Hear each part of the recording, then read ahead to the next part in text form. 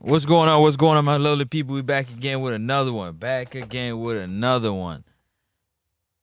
Be sure to hit that like and subscribe button, people. You already know it's free 99. It's free 99. Welcome back to Next Up Sports Talk, where we're gonna be talking all things sports, more particularly for this particular video. We're gonna be talking about the youth, the grassroots system of Jamaica football.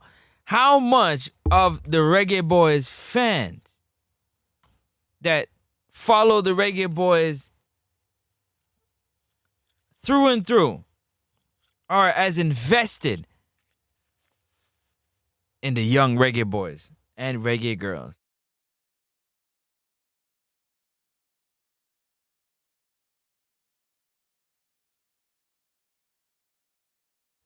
Talk to me, people. Let me know what you're thinking in the comment section.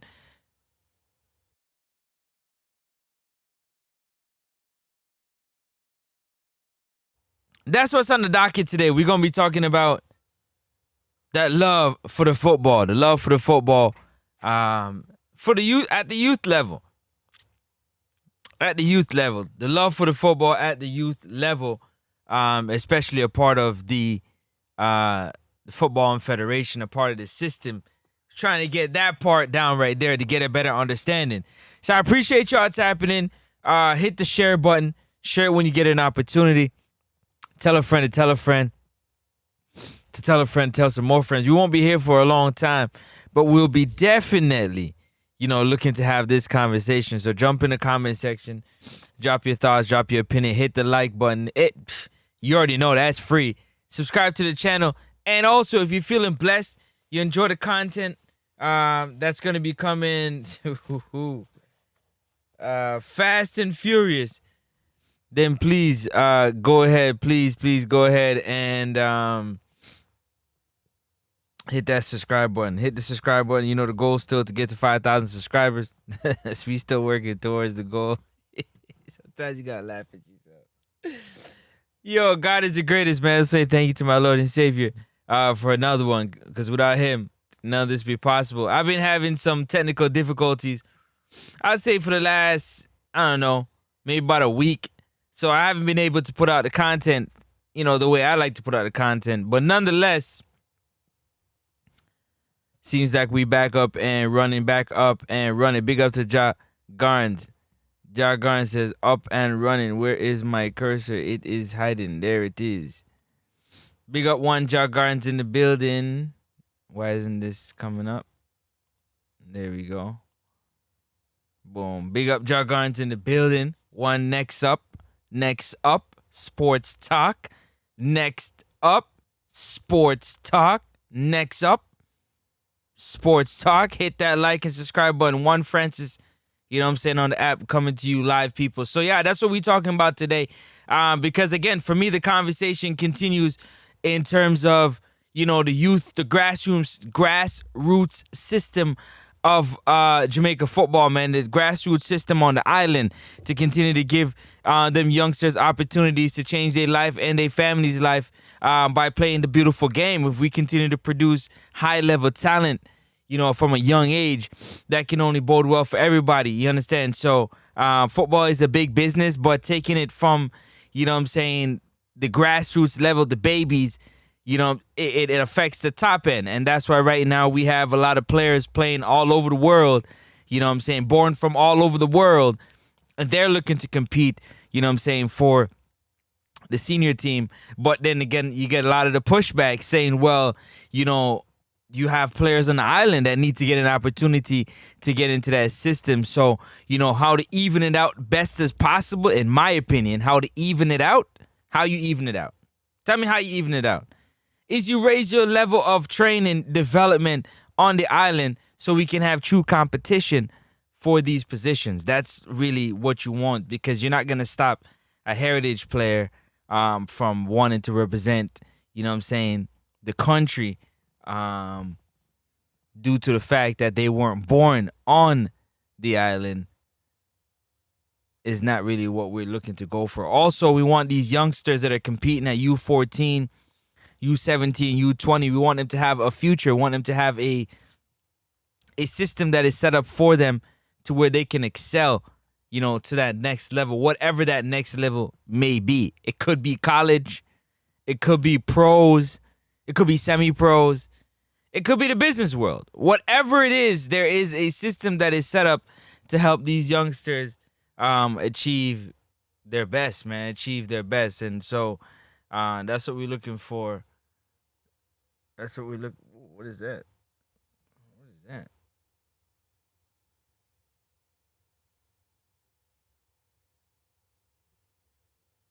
Is it gone? What the heck is that? Hold up a second. That's what we're looking for. Hit that like button. What the heck is that?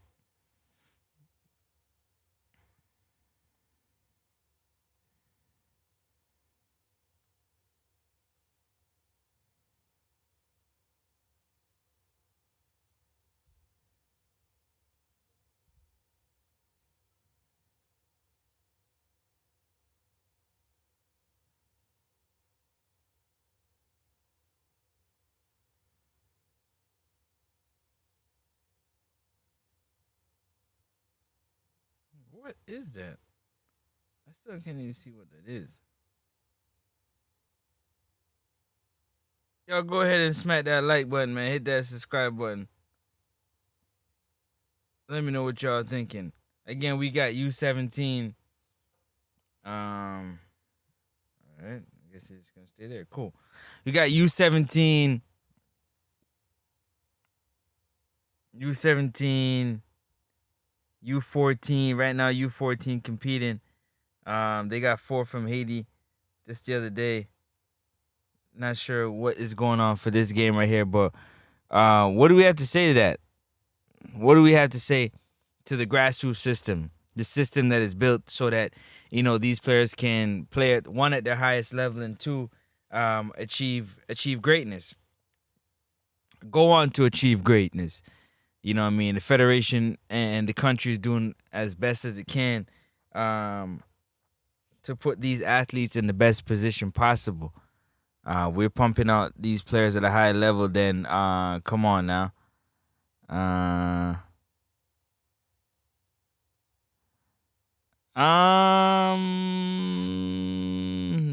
Not necessarily. Why? Hold on a second. Not necessarily what, my brother. No, actually, I did not.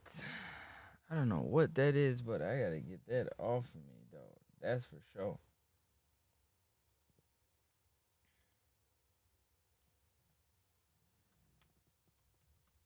Why? What happened?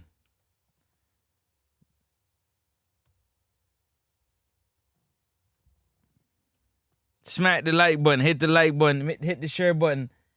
Let other people know, you know what I'm saying, that we live. Let other people know that we are live.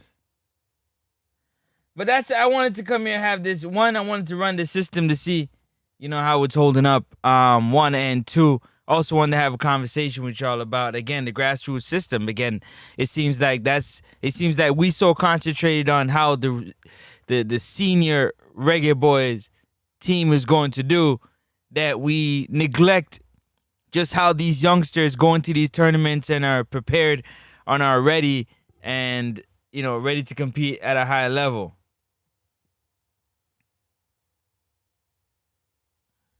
I can tell you that right now.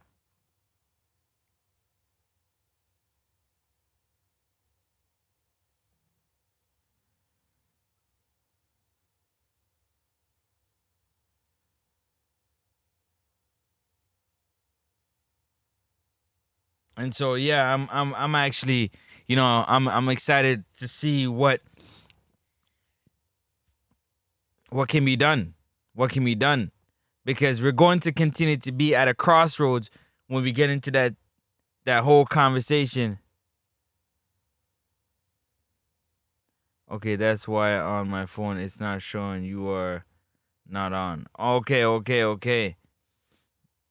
Yeah, sometimes it take like a minute before it sends out a notification. That's just on YouTube. Sometimes YouTube be tripping. Sometimes YouTube, you know what I'm saying, all an hour later, it sends out the notification and let people know that I'm live.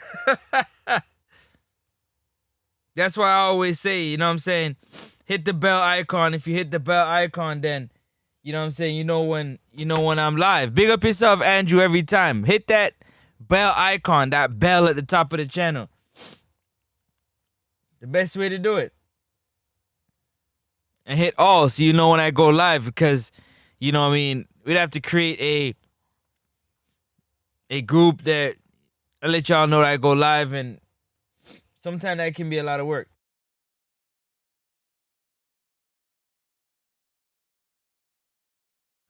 So that's why we here and we having, you know what I'm saying, this conversation with one and all, because again, at that grassroots level, we're talking about as low as, you know what I'm saying, 2, 3, 4, 5, 6. Like, what are the plans? What is the structure? What is the system that's set up for these young ballers to come in and you know what I'm saying, you sift through and you see who has elite potential at a young age, who is progressing, and who's going to be a late bloomer.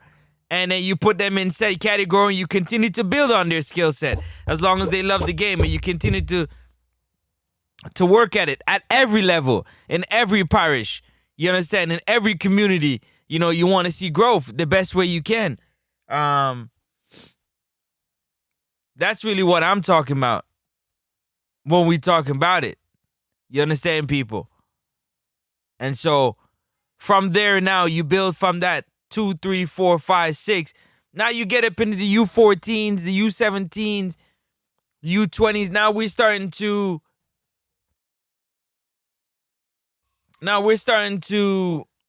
you know what I mean, produce talent, man. We're able to produce talent. We're able to get, you know what I'm saying, on every level. We're getting midfielders, we're getting defenders, we're getting attackers, we're getting football and minds. We're getting everything you could possibly think of. You know what I'm saying? Everything you could possibly think of, because we are producing it.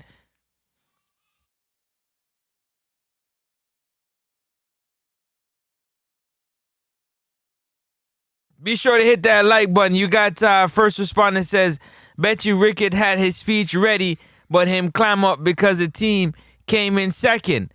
I'm sure, you know what I'm saying? What do you think that speech gonna be? What do you think was on that piece of paper? Or what was on the computer? What do you talk to me? The phone lines are open too, man. Y'all can call in and have your say.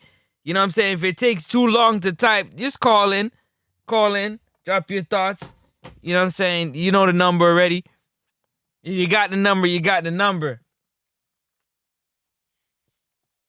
The PayPal link, you know what I'm saying, is in my bio on YouTube. Click on it. You know what I'm saying? Donate to the channel. Super chats there. Donate to the channel. Help the channel to grow. You know what I'm saying? Step for step. Appreciate y'all. Hit the bell. Select all. Definitely. Honors and manners next up all. You know, building official. Yeah, man. Big up yourself every time, Ja Gardens. So when I'm talking about, so I realized in the conversation that I was having about, you know, the love for the football coming back into the homes, it would seem as if that it was going over the heads of a lot of people. You know, they weren't really understanding what I'm talking about, because, you know, one of the main things that we talk about when it comes to Jamaican football is the Reggae Boyz, the senior men's Reggae Boyz squad, which is good, because that is the fruit, so to speak, of the tree. But if you've ever planted before,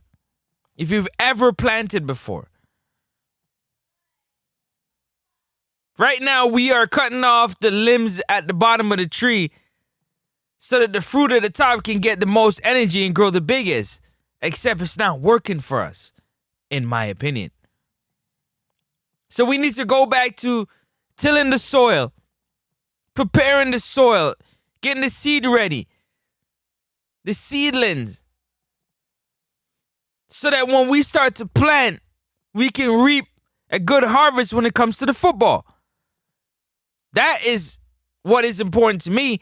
And you start that at the base level. If you want great fruits off a tree, you got to also make sure you plant it well.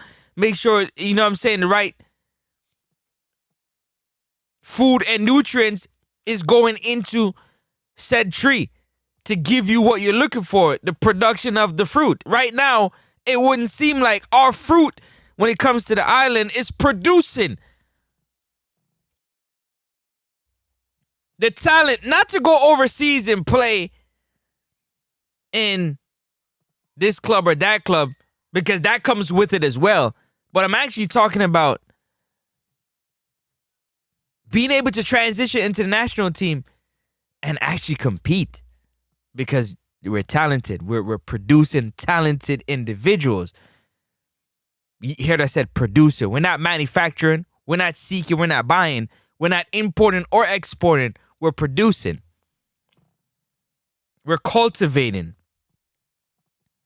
We're trying to germinate talent through generations. And when I talk about a love for the football, that's exactly what I'm talking about. See, it was a broad subject, and I realized that it went over your head. So we're going to get into how much of the senior Reggae Boyz fans actually are interested or committed into the other levels of the football federation, i.e. U20, U17, U14. We're not even going to talk about the girls. To actually know who these players are. To know the things that are happening in and out of the organization at that level. Big up yourself, campus. I'm not sure.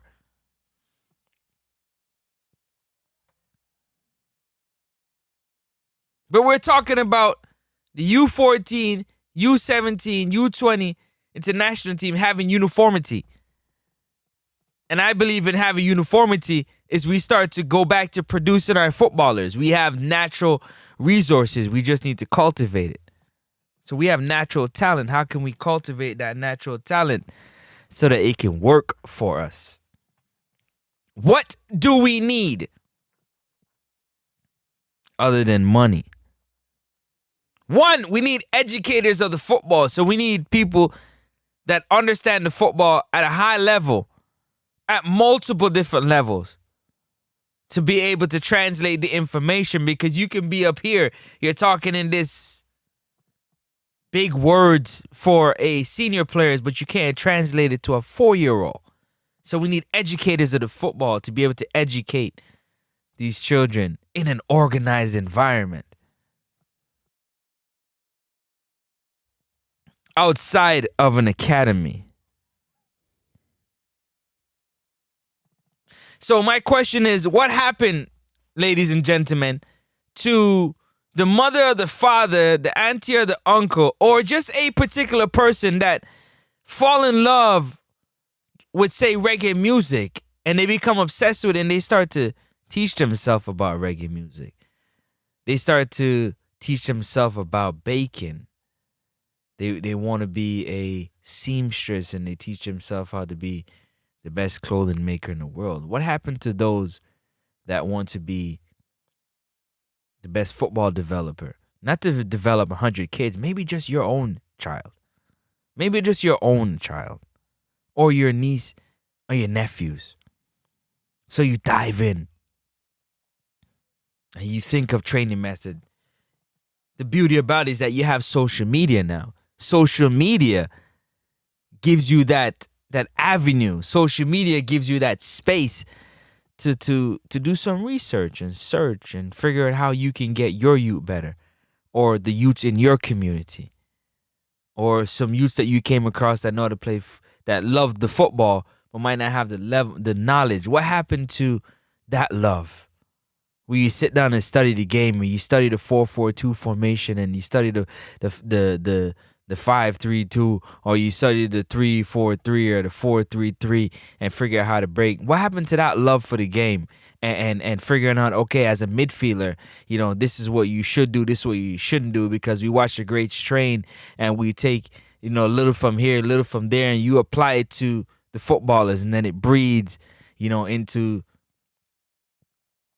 the other children in your community or in your program, because they're competing against them. So if you're getting beat by a said move, you're going to learn something from it. What happens to that? Where did that go? What happened to that obsessed uncle or father or grandfather or mother or auntie that's obsessed about success of a particular thing, i.e., like the football. What happened to that? Where your training techniques are innovative and they're powerful. What happens to that? What happened to that? Because I know you guys got confused about, what I'm talking about with the love for the football, but that is the love I'm talking about. That obsession to want to figure out how to crack the code for, these youths. We don't have any lovers of the football like that anymore. Because it would seem like they're dangling the carrot of the senior team, yet the younger program not really getting any highlight, and the children are the future. So are we concerned about our future or the present?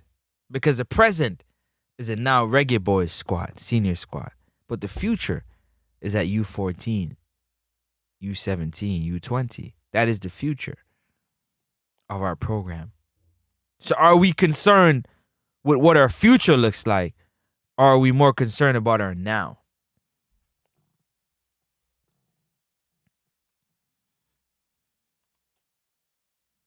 We have to encourage the team even if they didn't win. All right, Danny J gave some solid points last week. The phone line is open, man. Y'all can call in. Hit the phone line. Y'all go ahead and hit that phone line.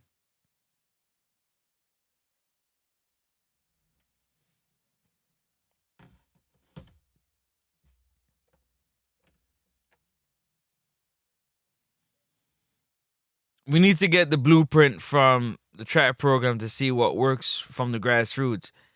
Well, right now, Joggons, to be very honest with you, even the track program is failing, so to speak, in my opinion, at the grassroots. Because we have lost sight of what really matters, in my opinion.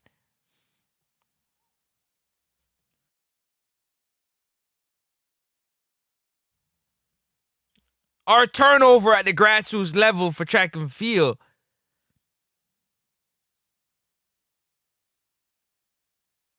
is good.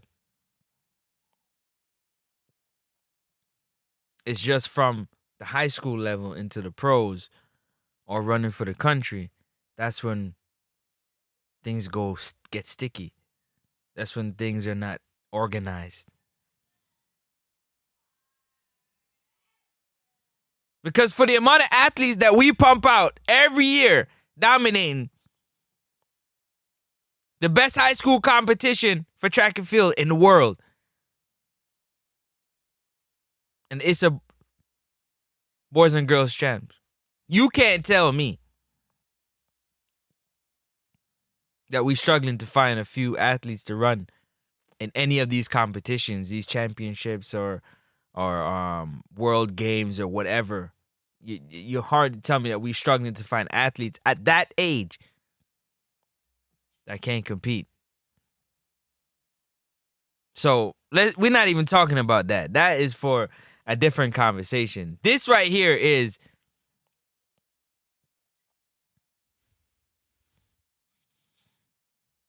our education of the football. A simple thing like ball retention. You know what? We're going to run a program where we teach ball retention only. Multiple ways to return the football. The psychology. The strategy behind ball retention.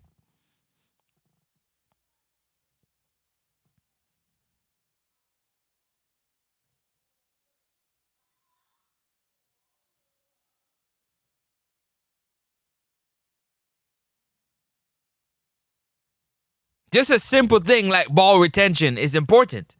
Y'all hit the like button. What's going on, peeps? Talk to me.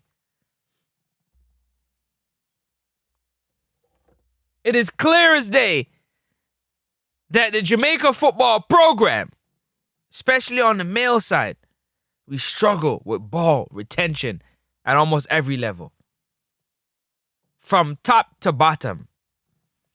Yet still there isn't one person or a group of people that said, you know what? I'm going to apply my trade and learn more about ball retention and see how it can help our youth. See, that's what I see how I got y'all there. I'm not talking about helping the organization, helping our youth by educating them. So you're not breathing that knowledge throughout the youth them. They're sharing with one another. You're passing on the knowledge of ball retention, the importance of ball retention, the ideology behind ball retention, the meaning.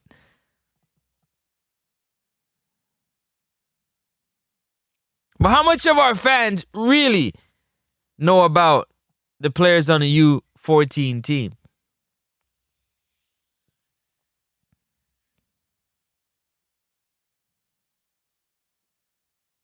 What about the recruiting? What about the recruiting? You know what? Hey, guess what? Let me guess what. There's a youth here that's, I think he has Jamaican parents. And he's busting them Canada. He bought 12. Is there an avenue to where you can say, hey, listen, there's a youth over here that's busting up. I think you should bring him into the U14 squad from now. Is there a way that something like that is possible? I'm going to wait for y'all to let me know. Jagar said, true that next up. Point taken. Said Campos highlighted a good point last week. They give me a food mentality, although that would apply to the older kids.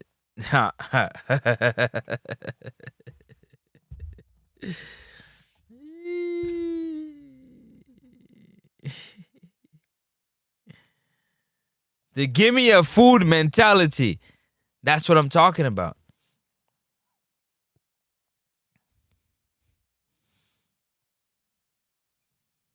You can't plant a tree that is nowhere near harvesting and you're looking for fruit from it.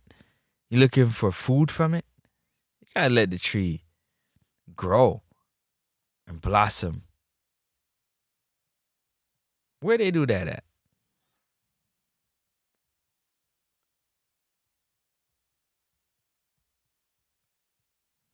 And that's what I'm trying to talk about when we talking about our program. And we could go further into, that is obviously the biggest program you're looking at, but we can go as far as, into the communities. If you want to go into the communities, we can go down to school boy football, so to speak, and look at how these players are going to be participating and who's being taught, being an extracurricular activity. You got somebody like Six. Six say, you know what, man? Big up yourself. Six say, you know what? I'm really good at going down the wing, going down the right side. You know what I'm saying? Cutting back in on my left foot. You know what? Let me teach, how to defensively link up, help defensively, and then still be able to get out on a counterattack and take advantage of the counterattack. Make that square, make that pass. Just drill in that area. Like, that can be possible. What happened to that? Oh, yeah. We need to get paid in order to teach the next generation the skills in football to be successful. We got to get paid. Somebody got to pay us. We ain't teaching these kids nothing till we get paid.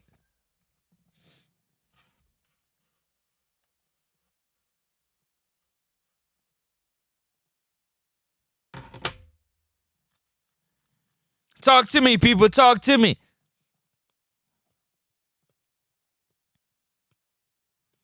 But how much of you guys really that follow the Reggae Boyz senior team through and through? How well do you really know the U14, U17, U20 squad?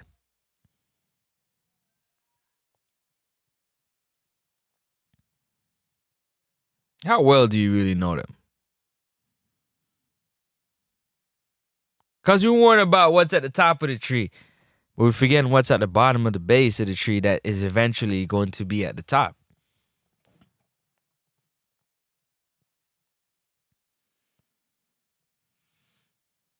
So you're saying, a man see a youth and the youth have little potential and he put in some work into the youth and the youth turn into a wicked midfielder. All of a sudden now he needs to get paid. He produced 4, 5, 6 midfielders coming out of his region. He just producing midfielders. Are you trying to tell me that somebody from around the world ain't gonna try to find out what's so special about your training because you producing world-class midfielders?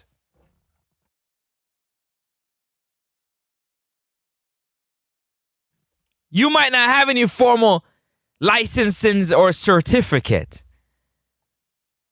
but you got the knowledge. So all you gotta do is somebody push you to go get your license and boom, or somebody just pay you to come a part of the squad. Like, listen, whatever it is that you do, teach us how you do it. Like, you produce midfielders, you produce striker, you produce some of the best wingers with movement and directness and so on and so forth. What happened to that? You produce 1, do it again. You produce 2, do it again.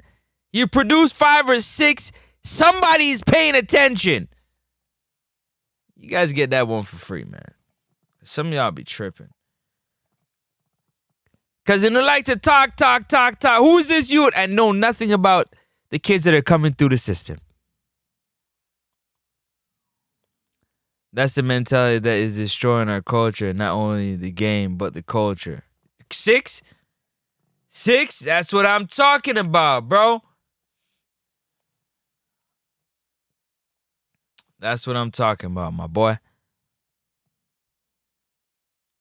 People.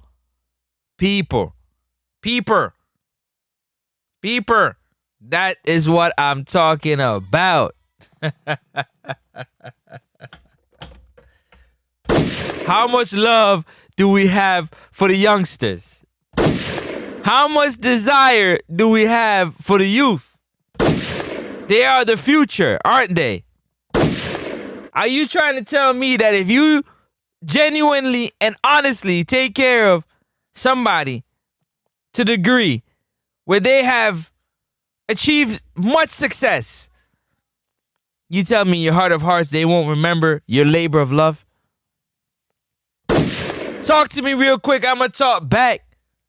What are you saying? I can't hear you, man. Talk up. I can't hear you.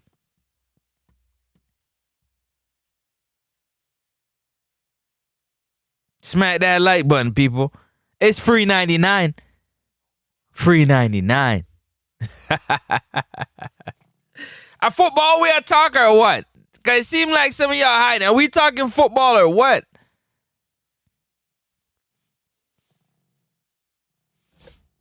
Jargon said next up, one of the things too is to take the local football politics out of development, i.e. the youth them from West or country versus the youth them in Kingston. That should have abolished when slavery abolished. That should have left the island the minute slavery left the island. Completely. Or at least a majority, because don't do it. This ain't the show for it, Francis. Chill out. This ain't the show for it. Let me kick back and relax. But you ain't tell a lie yet, Jargons. You ain't tell a lie yet. You haven't told a lie yet. You have not told a lie yet.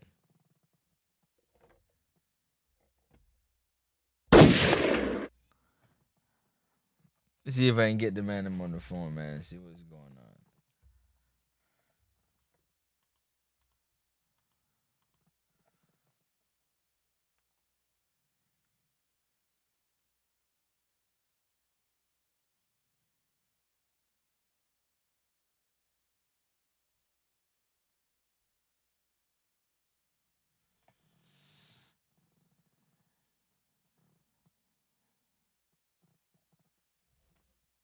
How do we eradicate? How do we get some of that stuff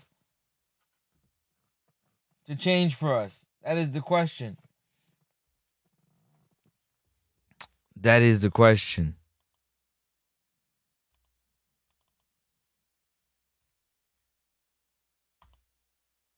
How? How do we do it? How do we do it, people? How do we do it? How much of y'all know anything what's going on with the U14 Reggae Boyz squad? The U14 Reggae Boyz squad. I'm calling y'all out. How much of y'all?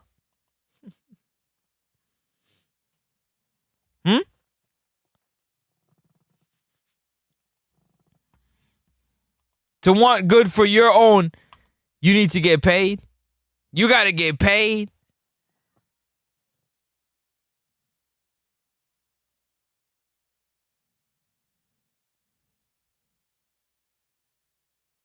What have you sacrificing for who? For somebody to get to another level, development-wise. You know what? You develop a youth, you say, all right, you go on to the next level. And you just develop a youth because you got a love for it. You got a love for the technical aspect of the game. No, you're not trying to be no coach.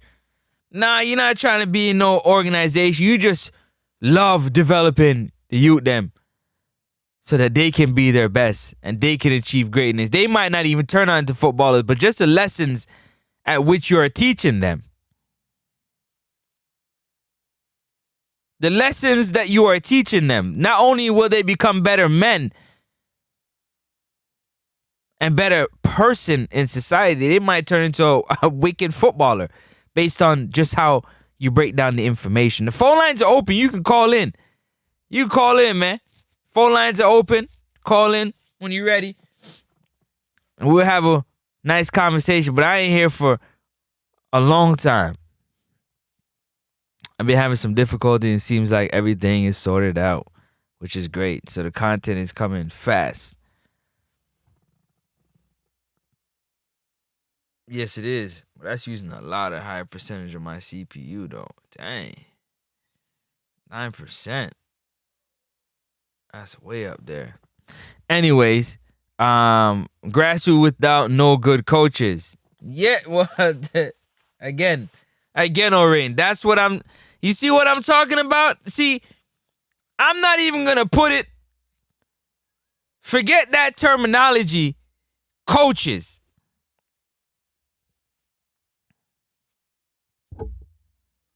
Forget that terminology, coaches, Orain.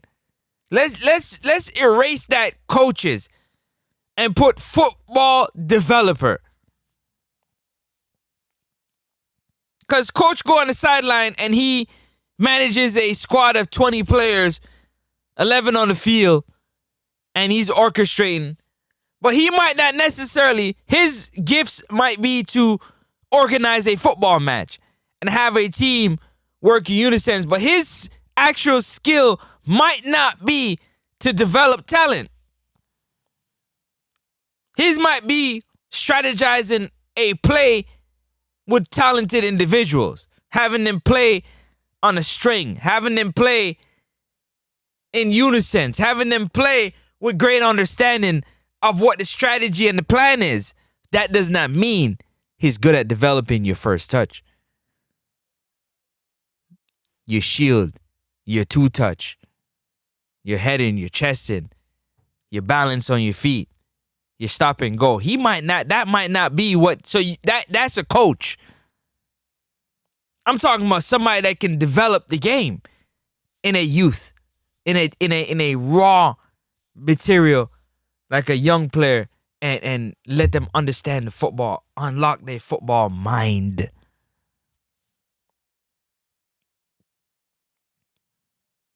So that when the coaches actually get the players what it is that he wants them to do, they already understand based off knowing how to play said position. Learning how to play the 6 properly. Learning how to play the 8 properly. Learn how to play the 10 properly. Left wing, left back, right back. However it is, just learning that.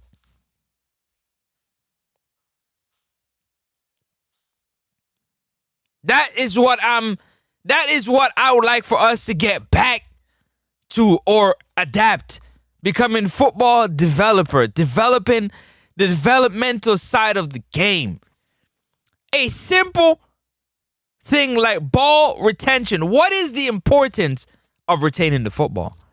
What is the importance, the philosophy, the strategy, the idea behind ball retention? Because from the senior men's team down, we struggle to retain the football.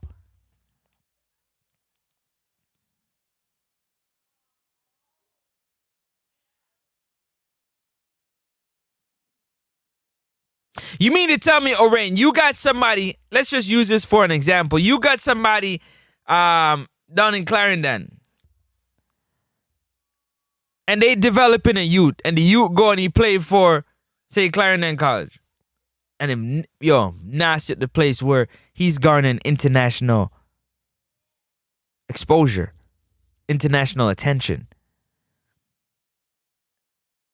And international coach see the talent and they take the talent. You trying to tell me if that coach stayed on at Clarendon and developed 5 more youth, are you meaning to tell me that somebody won't want to know what his secret is as to producing these Division 1 footballers, international level footballers? Is that what you trying to tell me?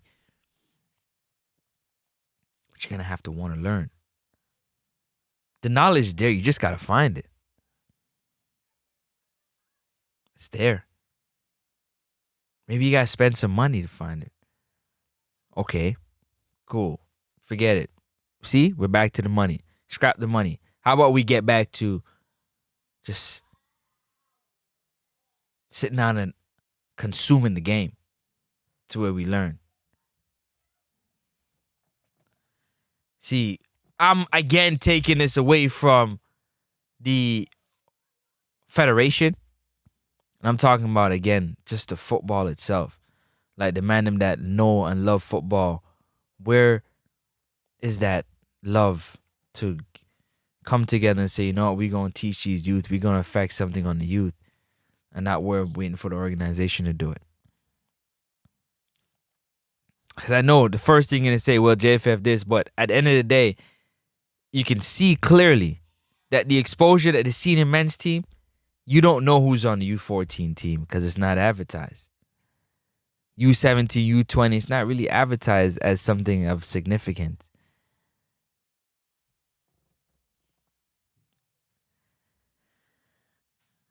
All right. Let's see here. Next up, I guarantee if you were to go forward to JA with a grassroots plan that you highlighted, man, the fight you would get in a jet. Yeah. Oh, I'm sure of it. So that's why we're talking about, again, that love. Where is it? How come you don't see it? That's what I'm talking about. That love to want to fight something that is better than everybody. Because when football is great, everybody eats. Everybody eats when football is great. Everybody eats. If your parent cannot read, they're not the one to teach you how to read.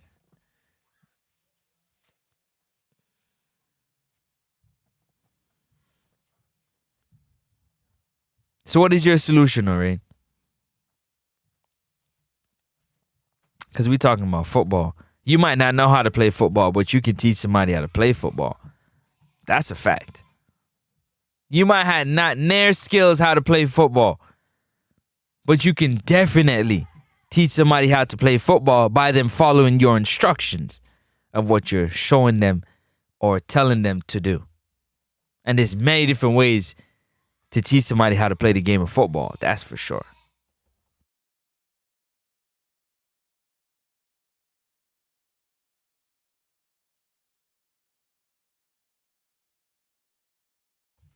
I want a development technician in Jamaica football. In Jamaica football. At what level are you talking about? At what level? And at what level? Because we're missing. You're here to point fingers at a particular. I'm here to point at the football. at its purest level. I keep telling you, at its purest level.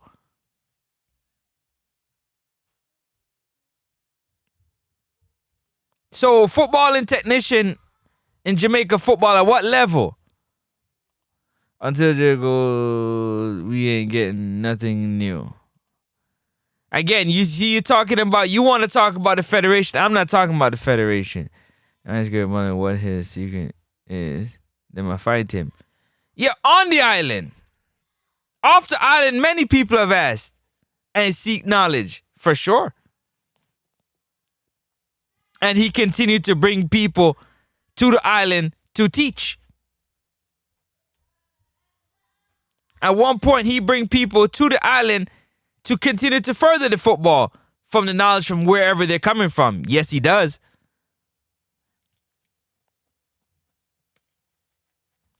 But them not asking him his secret, does that still stop him from producing top-level footballers? Because he's pumping out top-level footballers. That's a fact. That's a fact. He's producing top-level footballers. Period.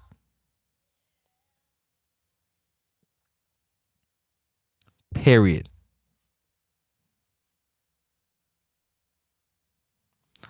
Mentality of our football has to change.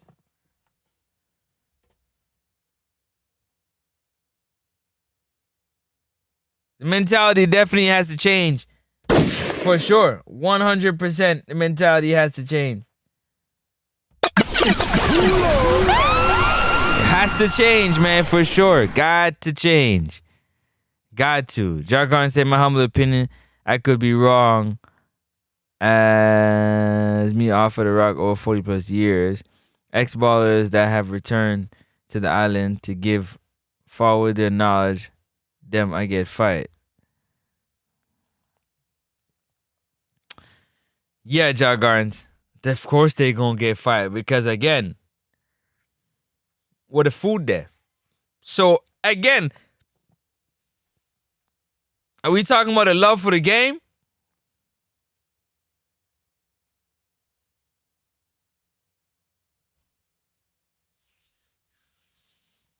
We talking about we as a people banding together for that love of the game. For that love of the game. For the love of the game. For the love of the game.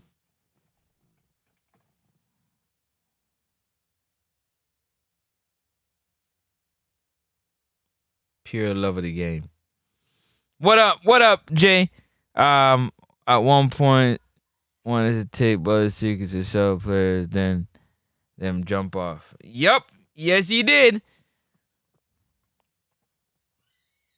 Yes, he did. He produced some midfielders and some defenders as well, too. I got to give him his props. He's developing a bunch of players.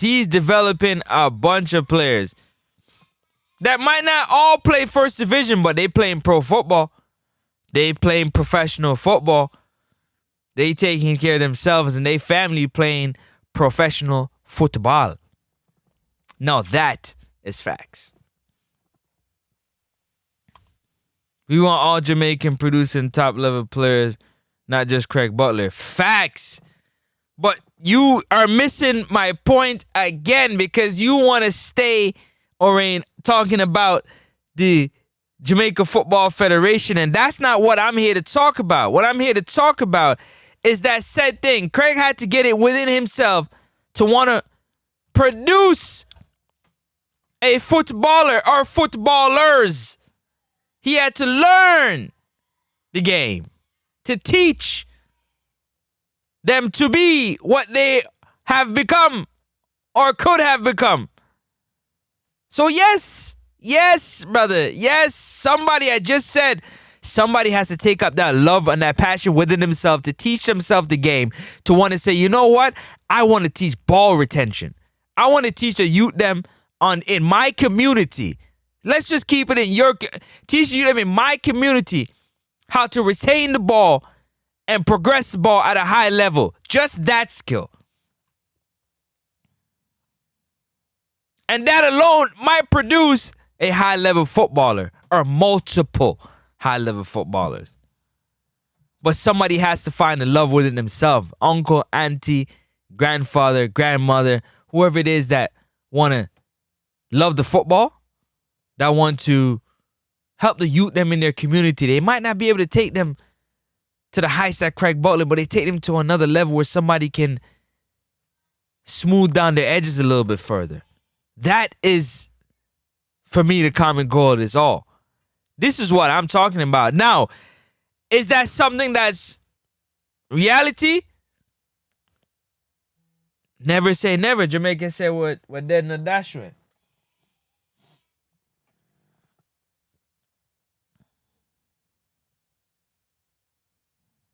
You understand? So if it has been done, that don't mean it cannot be done. That means it can be done. It's just who's going to do it. Craig Butler showed, okay, I'm not waiting for the system. I'm going to develop footballers. I'm not going to sit down and wait. I ain't going to wait. I'm not waiting for a club to come and develop my players. I'm not waiting for a coach to come from wherever around the world to develop the youth them. I'm going to develop the youth them to the best of my ability. I'm going to use the resources that I have to better these youth, to save some lives, take them off the street, and get that love for the football again. What are you talking about? What are we talking about, people? What does that have to do with the fact that one man named Craig Butler decided upon himself that he gonna produce some footballers? He started with his son, obviously wanting to teach your son, so you learn the game for yourself. You study. You study. You sit down and you watch film. You study. And then you try. Nobody's perfect. Nobody say you're going to get it on the first, second, or third time. But you try. And you try. And you try. And you try some more until you figure something out. That is either positive and negative. And it's a negative, you throw it away. It's positive, you build on it. That's something to build with. You might not be the one to produce a complete footballer. You might produce a sensational left back. A sensational left winger. You might create a sensational number 8. Just the knowledge of that position that you love, and you pass it on.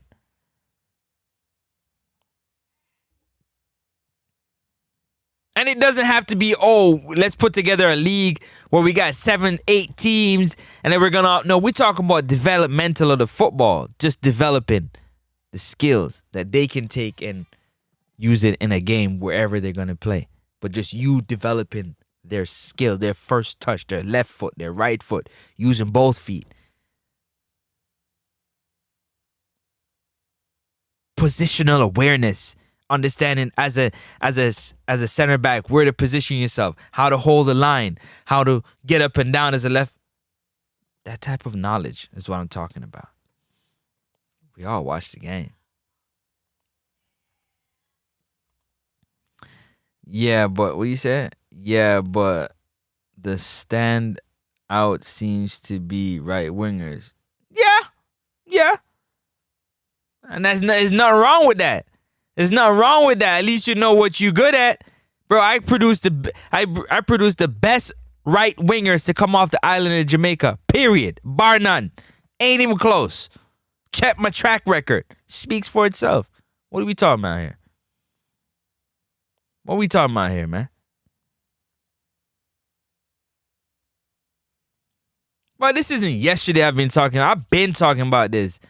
Because I ain't talking nonsense. I might not have a large viewership, but I can promise you that people are listening. They better if they smart.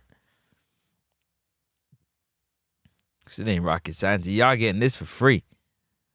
What are we doing?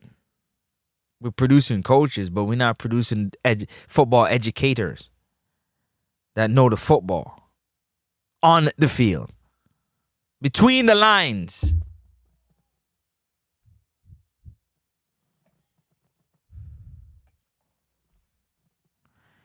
I need Jamaican coaches to be developed by technicians, not managed players. See, again, there's levels to that.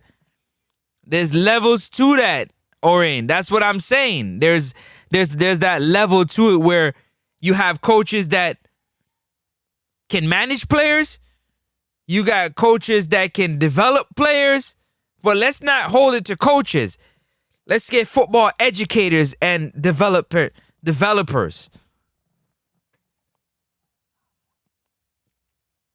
Instead of trying to get $5,000 to start a little league where we're buying jerseys and boots for these kids, how about you teach them how to control first?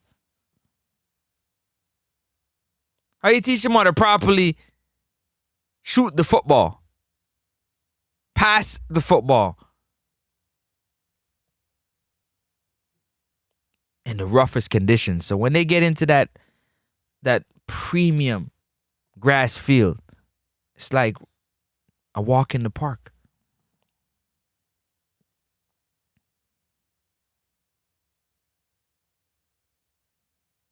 When you're kicking on a rocky, stony field and your shooting mechanics is superb, when you get on that premium grass, they can't stop you.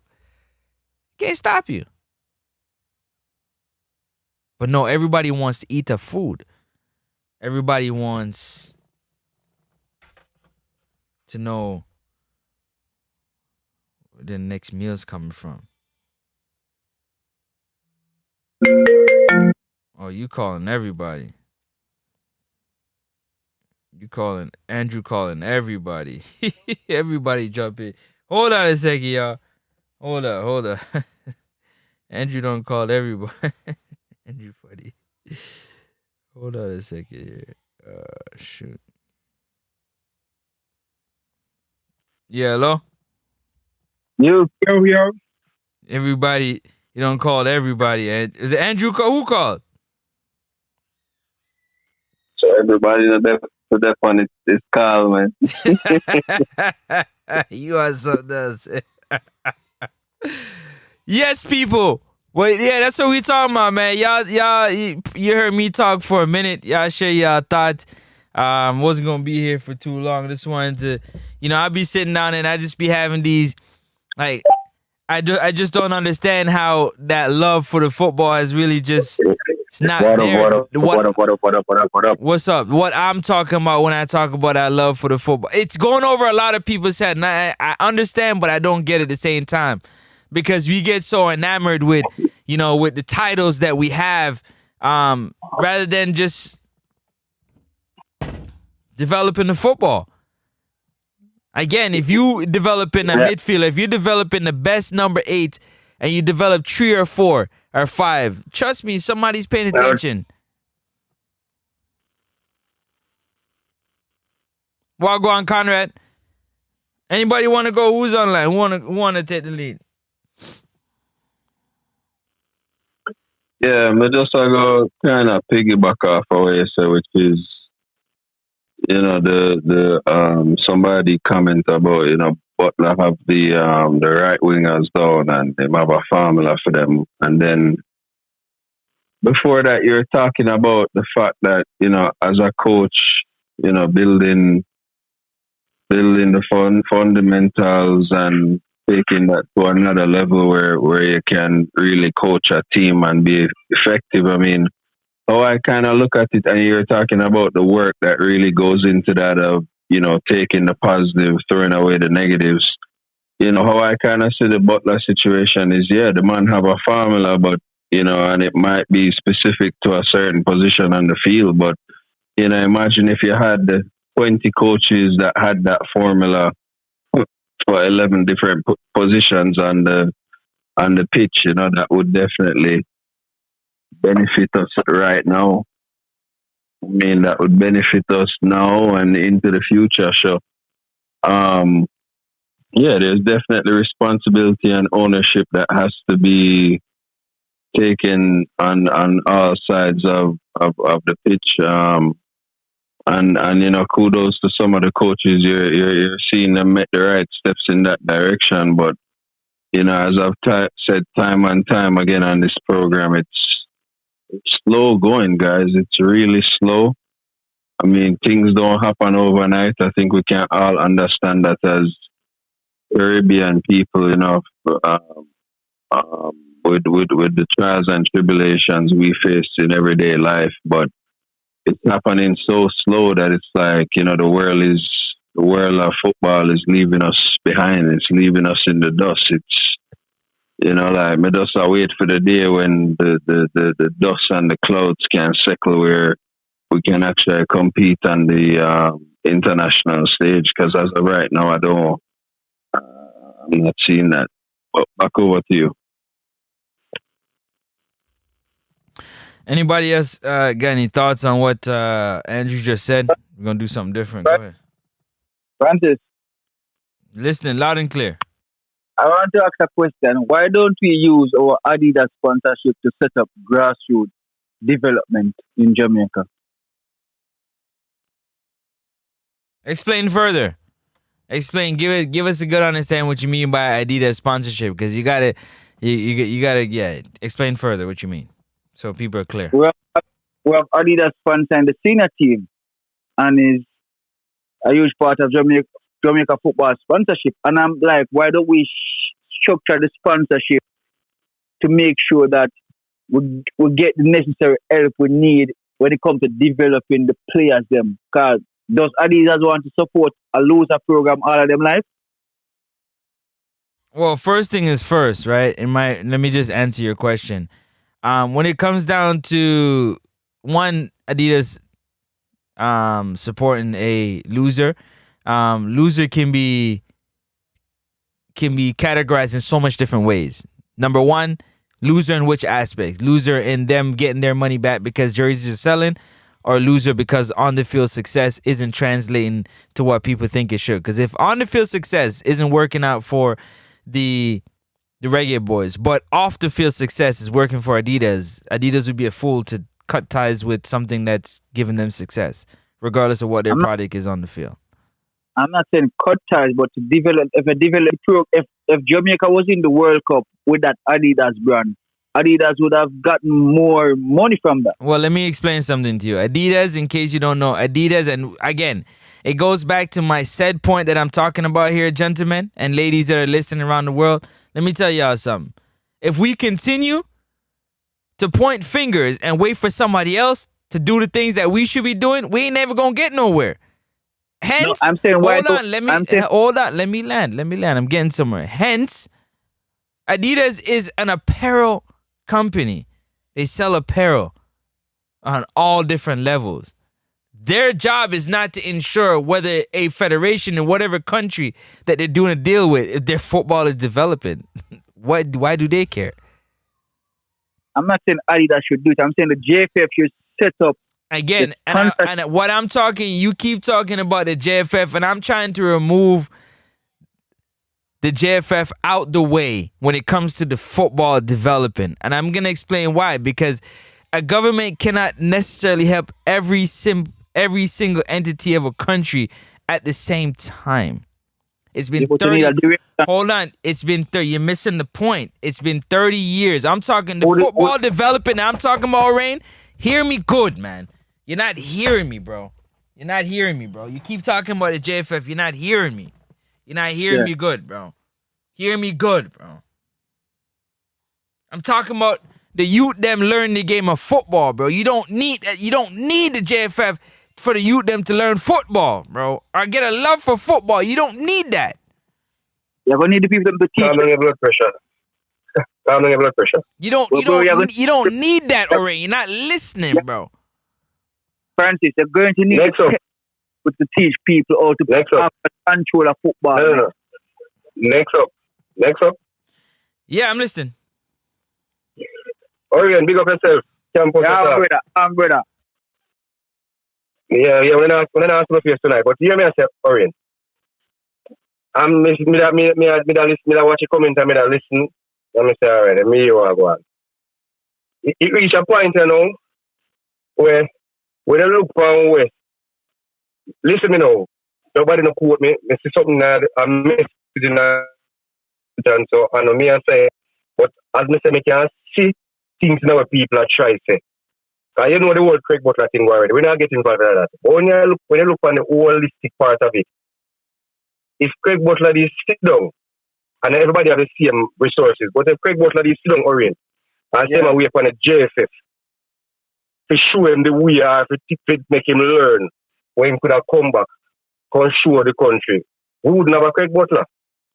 So we are at a point now when everybody's stung away upon the JFF.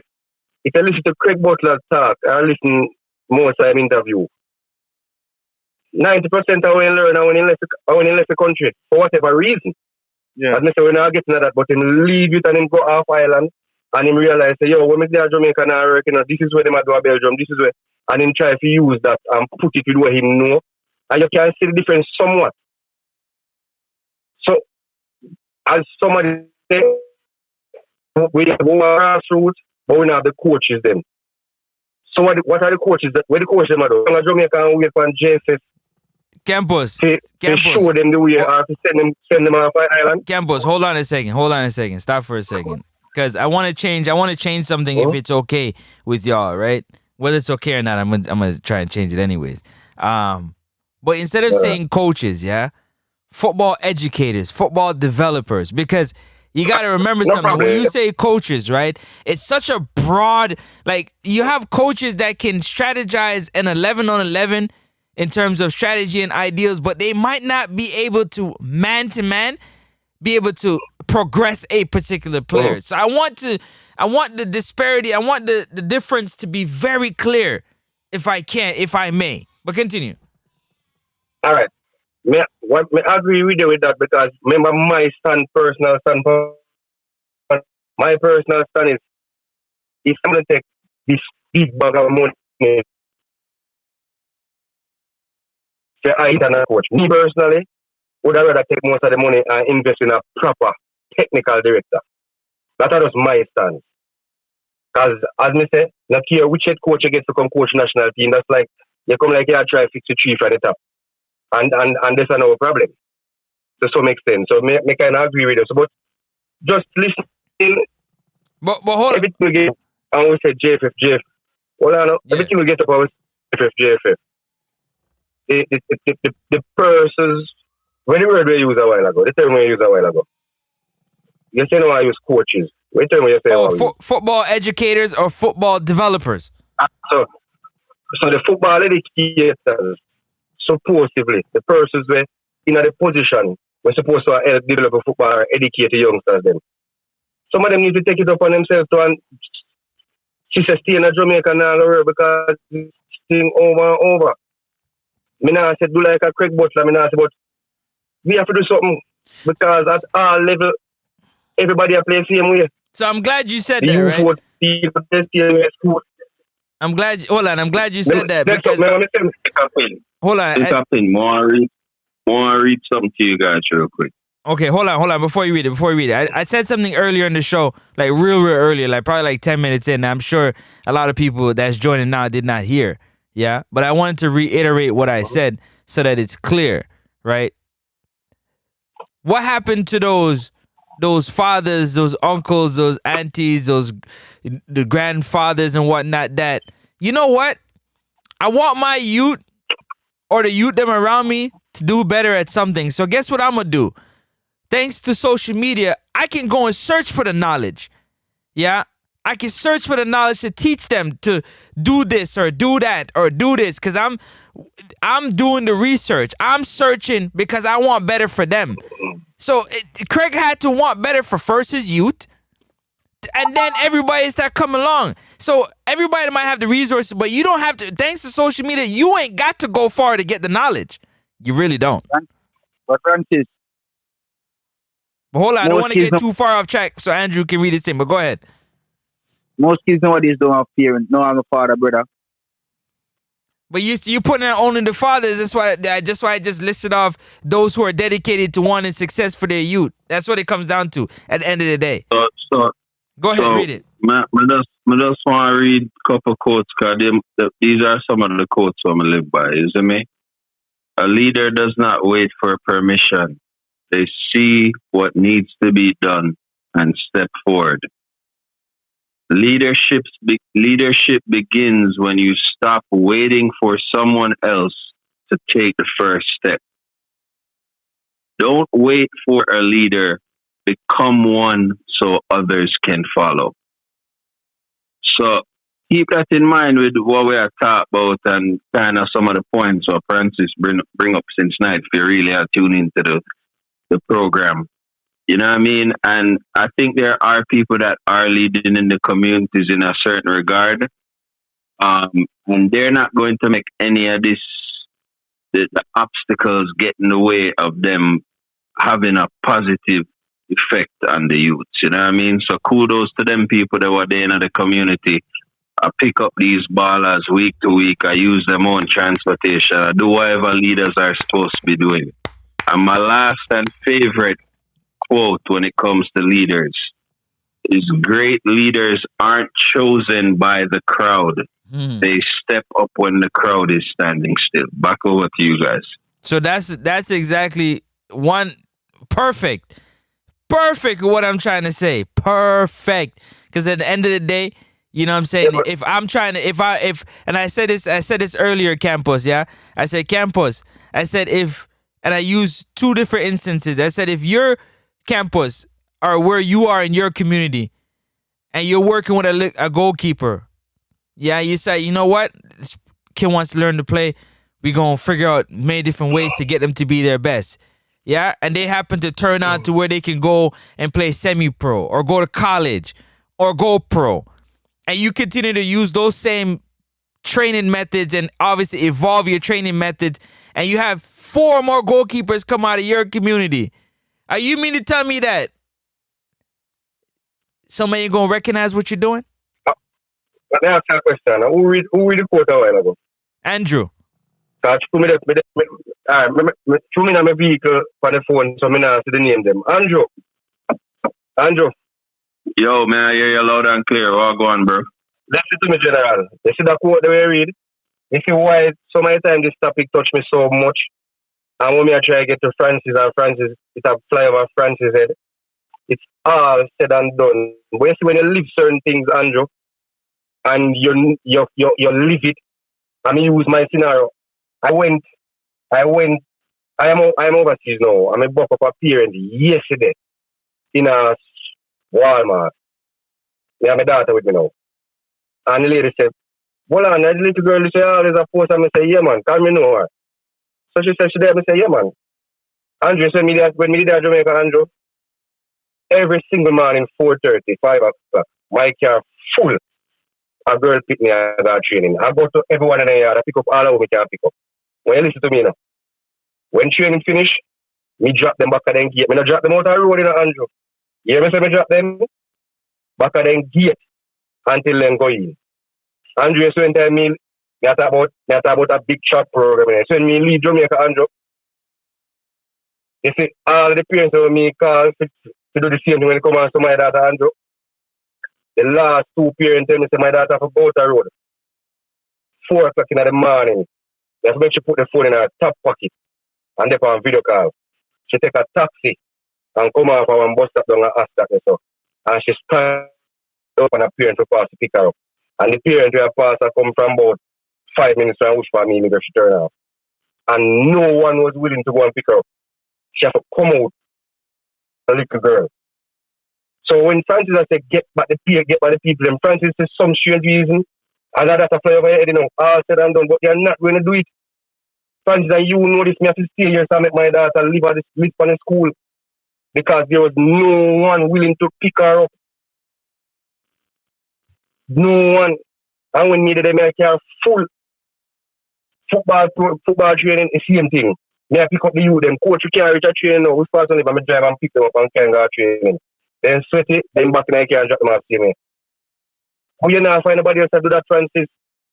Nobody now do it and that. Me I try to tell you, say, we can't sit down here, we can't say yes, we want to bring it back on that. But them will give a million and different reasons why they now do it and I go through it. The last parent tell me, say, if she can reach out at the bus stop by X time, I said to the man, say, at this hours, and he said, the old man can't carry her. I mean, to pick up fiend at our gate. When we done train the night time, I just go back our gate. So I not want to change parents. So if me be willing to do all of that, me I do that from she in grade 7, go all the way, when I left Jamaica, she in grade 10. Me I carry them all the way through. And you want to me say, with our fine, but next up, you're there up here and know me at about. And I couldn't get not one parent to just turn off and go and speak up at the scheme gate. As if we got through the scheme gate, you know, to speak up at the gate. Nobody never willing to do it. But maybe it's about 3 years. So it's all said that them just not going to do it. They're just not going to do it, and for whatever reason, I don't know. I'm glad you said that, and that's exactly what I'm talking about when I said what happened to the uncles, the aunties, the grandparents, the ones that want success for their youth. All they gotta do is seek the information, bro. Go ahead. These are the aunties and the parents, then when I see them, I jump and I go on the most way. Then cheer harder than me. Then cheer harder than me. See, them parents nowadays are competing with them. So the point I make to the next up. These are the parents them cheer harder than me. So them just want they want the glory. But if you tell them to stand up down at the field and gingy fly bite and mosquito bite, then can't tell you. But when the youth jump the highest and see them and run the fastest, they are the first one on the track to celebrate with him. But they're not willing to take the time out of them time for lay for 5 minutes. Whatever the case is, to do the sacrifice to get them to where they is. But they are the first ones to go share the glory with the youth. I'm going to go through that for 3 years. Who want to jump up? Who want to go next? I'll let you I don't know. Start. Yeah, so bro, it's hard to get the people in. They can't go ahead, man. Chat, we got chat. Good night, everyone. This is determined, by the way. Yeah, this is determined. Sorry. So I've been listening to the reasoning, right? There's a lot of things I disagree with. You do have parents in Jamaica that's willing to sacrifice and put them kids into programs. One, they may not be there because of work schedule, etc., etc., but they do their best to put their kids forward. I look at it this way: when you have a kid that's coming to any league or any club that's there, and the kid is not reaping the benefit because of lack of, as you say, football IQ or football in education, that's not on the kid. That's not on the parents because they don't know. It starts right there with the coaching, and it starts right there with whoever owns the club, owns the... Determined. Stop for a second. Stop for a second. Mm-hmm. I love it when me personally, I love it when you do things like this because you're missing, again, the point, right? Because the point is, at the end of the day, I'm going to say this, right? If you as a parent, I'm going to use you as an example, right? You got a son or a daughter, they're into whatever sports, right? Let's use football as an example. And, you know, you have the resources that others don't. So you say, you know what, I'm going to send my child into a program to be developed in whatever area they need to be developed in. You realize from doing the program that your child isn't reaping the benefits from it, right? You can do, in my opinion, one of two things. Yeah? You can switch and find another one, or you can do it yourself. And you see, Francis, you're living in a utopic, weird world. So let me tell you how it works, brother. If you look at Jamaica, Jamaica only have 4 coaches with a pro license, not even 4, probably 3.5 with a pro license, right? Then you look at the system overall of who have a pro license. Determined. Where the pro license. Hold on. Determined. Hold on. No. No, hold on. The reason why I'm saying that because it's not about you letting me talk. If you're not answering the question that I asked you, I asked you about your parenting. I didn't ask you about Jamaica and I asked you about you and your parenting if you run into a situation like that as a child of a footballer is what I asked you. You didn't answer. My son is in the best club. I'm not there. I'm just keeping it 100%. So I asked you, so you didn't hear my question. If for whatever reason the club is not producing what you think your child should be producing, you have one or two options. You either switch the club or you do it yourself. Which one are you choosing? When was the last time you went? That's what I'm saying. This is for you to say something like that. First, you got to be on the ground. And for whoever is on this line right here, that's say they live in Jamaica or operating in Jamaica back and forth from the States to here, and say something like what Francis is saying, just to switch from one club to the next club. No, is that is a weird way of analyzing it, because that's not how the football is set up back home. But Francis. You understand what I'm saying? It's just not, Francis. I'm listening. Go ahead. That's what you're saying. What you're saying is something that's in where you are in Canada or United States. That's not back home. You're not even. You know what's so funny? And this is why I say understanding goes a long way. You're not even understanding what I'm saying. So I'm just gonna leave it there. Exactly what you're saying. You're not saying that if you determined. Let me repeat what you just said. Determined. I'll repeat everything you said verbatim. You're not. See, that's how I know you're not listening, bro. Because how are you going to tell me that I don't know what I'm saying and I'm the one that said it, bro? I said, let me repeat everything you said verbatimly. I never said you don't know what you're saying. That's not what I said. Hold on, before you do that. Orain, say what you're going to say. Francis, Craig Butler have all our resources and the knowledge, and in barely survive in a Jamaica football. Right. You have to understand that it's much bigger than just you as a parent going outside with a kid teaching them to play. You could have a kid who can play football but won't get in the game because the coach don't like you as a parent. So what does that have to do with you developing a footballer that can play at a high level? Because I'm kind of missing the point. All your kids is going to get. All your kids is going to get through the system. You developing your child by yourself.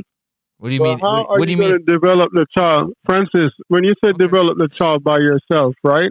It's just like my son. My son is 11 years old, right? I played at the highest level, which is college, a little bit of semi-pro. But I can't, after 12, I can't get my child where he needs to go. You got to go seek the expertise. That's if you want to give your child a chance. And what I'm saying is, in Jamaica, the expertise is limited, and the one that limited and the one that think they're expert don't know. I can't cuss, but don't know a damn thing. Barely know anything. This is what I'm saying. You got to be on the ground, brother. I took my son to Craig Butler camp, and I also took my son to Mount Pleasant to view the place, and hopefully not this year, next year. They said he was too young for him to get an evaluation and do a summer camp. So it's not. I'm not talking just to talk. No, I'm on the ground. I'm telling you, it's poor. And if you don't want to take my word for it, all you got to look at is the youth program. Is very poor.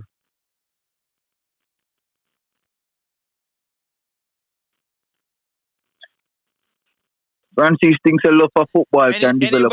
Anybody else have anything to say before I move on? Because again, Orain, don't make that mistake. I don't need no help putting words into my mouth. I know exactly what I'm saying. Just know what you're saying. Know what you're saying. Don't put words in my mouth. Go ahead, Campos. Let me see if I can play devil's advocate. I'm sitting on the studio. So the determiner Orain just agree a while ago. Yep. So me have to look me outside, so I don't want to rain fall for me. I hard to find that happening. So me get to determiner say.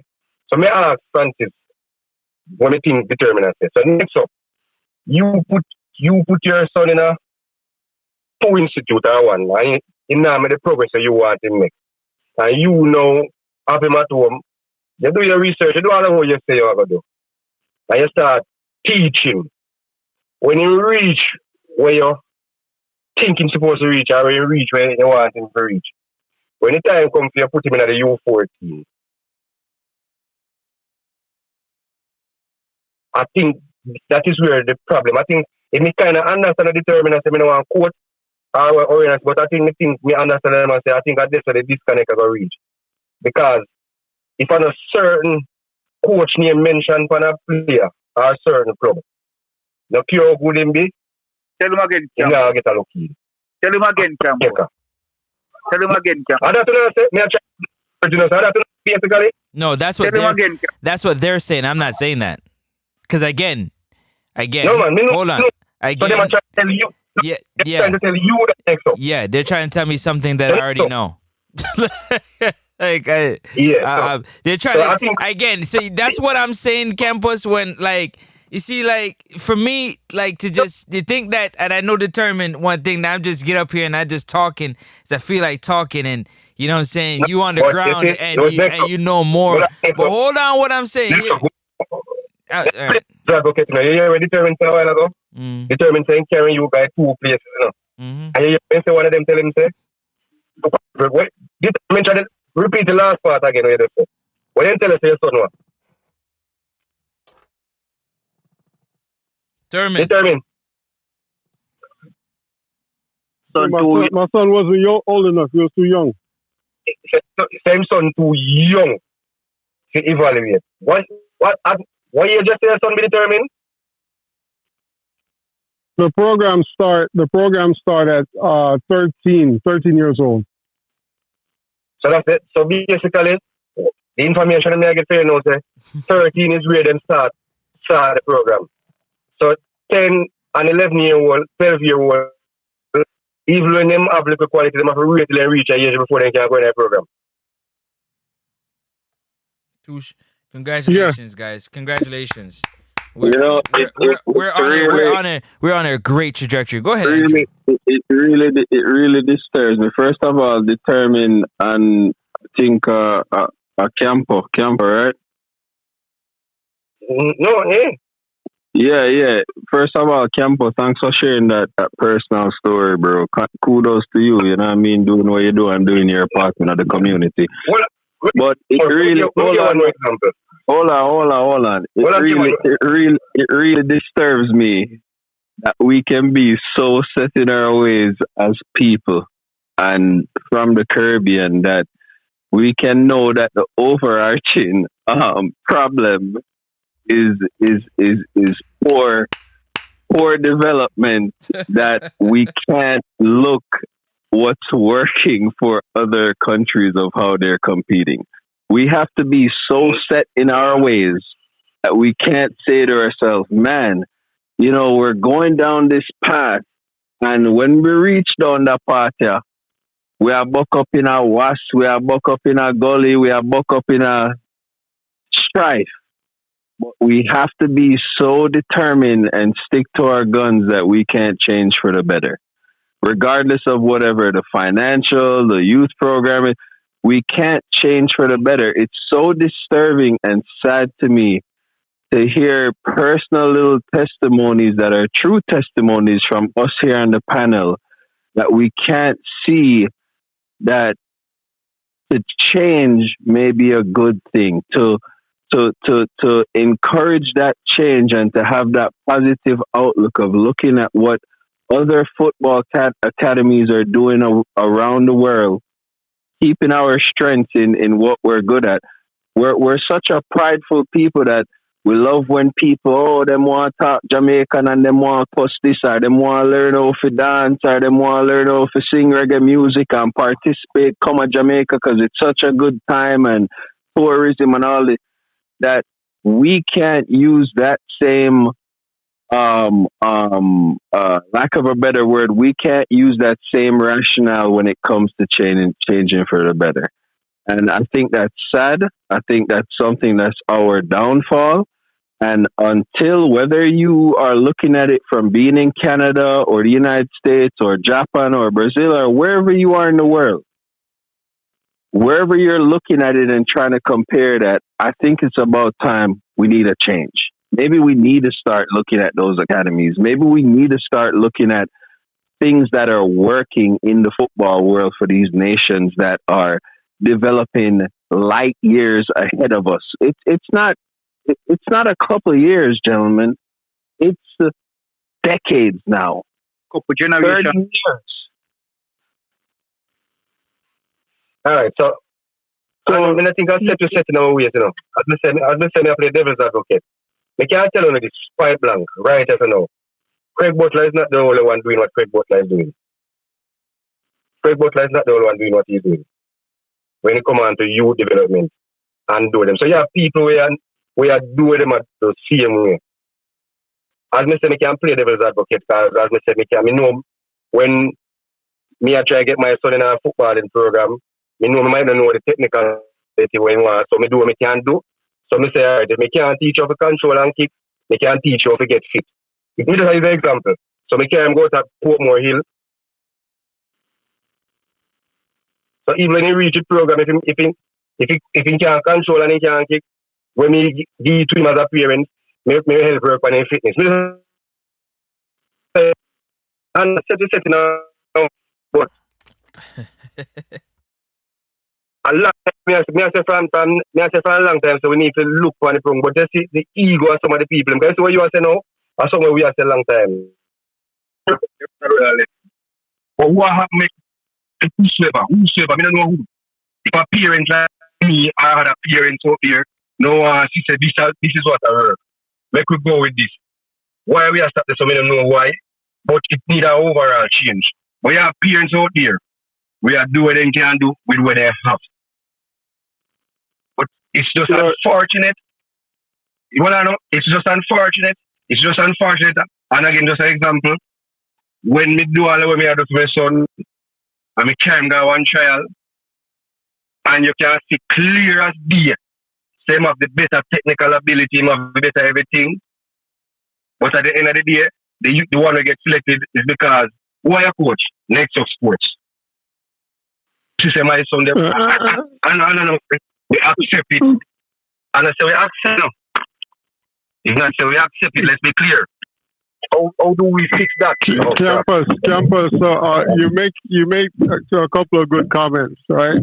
And one second, Campus. 1 second. And it's simple, bro. In order for some people to live, some people must die. And you have to if you understand what I'm saying. If you don't understand, let me break it down. When you are setting a foundation of coaches for the next generation, that's what we need to focus on right now. Because the generation that currently that's in charge, that have a gridlock on Jamaica football, this is corruption right now in football is king. You have to get these younger coaches and these younger people that's on the board. What's this guy named that used to play football for Jamaica? Somebody like that. Even the new technical director. It starts there, because if you're looking now to have your son compete with whoever else, and you know your son is the best out there, because that's what's going on the island, but because your son is not affiliated to this camp or not playing for this camp, he's not going to make the team. So right now, corruption is king. We need to look at the new wave and push the new wave. As it's gonna continue to be the same revolving doors. Nothing will change. All right, let me read some of these comments real quick, and then I'm gonna hand it back over to you guys on the panel. Big up to Conrad Smith, Jargon's in the building as well. Jay said Butler is the only one that have the end product to show what he is doing. The important part with Butler is even when the players leaves the island of Jamaica, he's still looking out for them. That's a huge issue. Why many of our players fall by the wayside? Yeah, because they have a certain agreement. So that's separate. So he said he's talking about the corruption when it comes to the tournament. He says a lot of them have certain agreements with some coaches or clubs to share the butter, hence why they're quicker to accept those players. Okay, first of all, Campos, Andrew, let me ask you a question, Andrew. Andrew, you did it?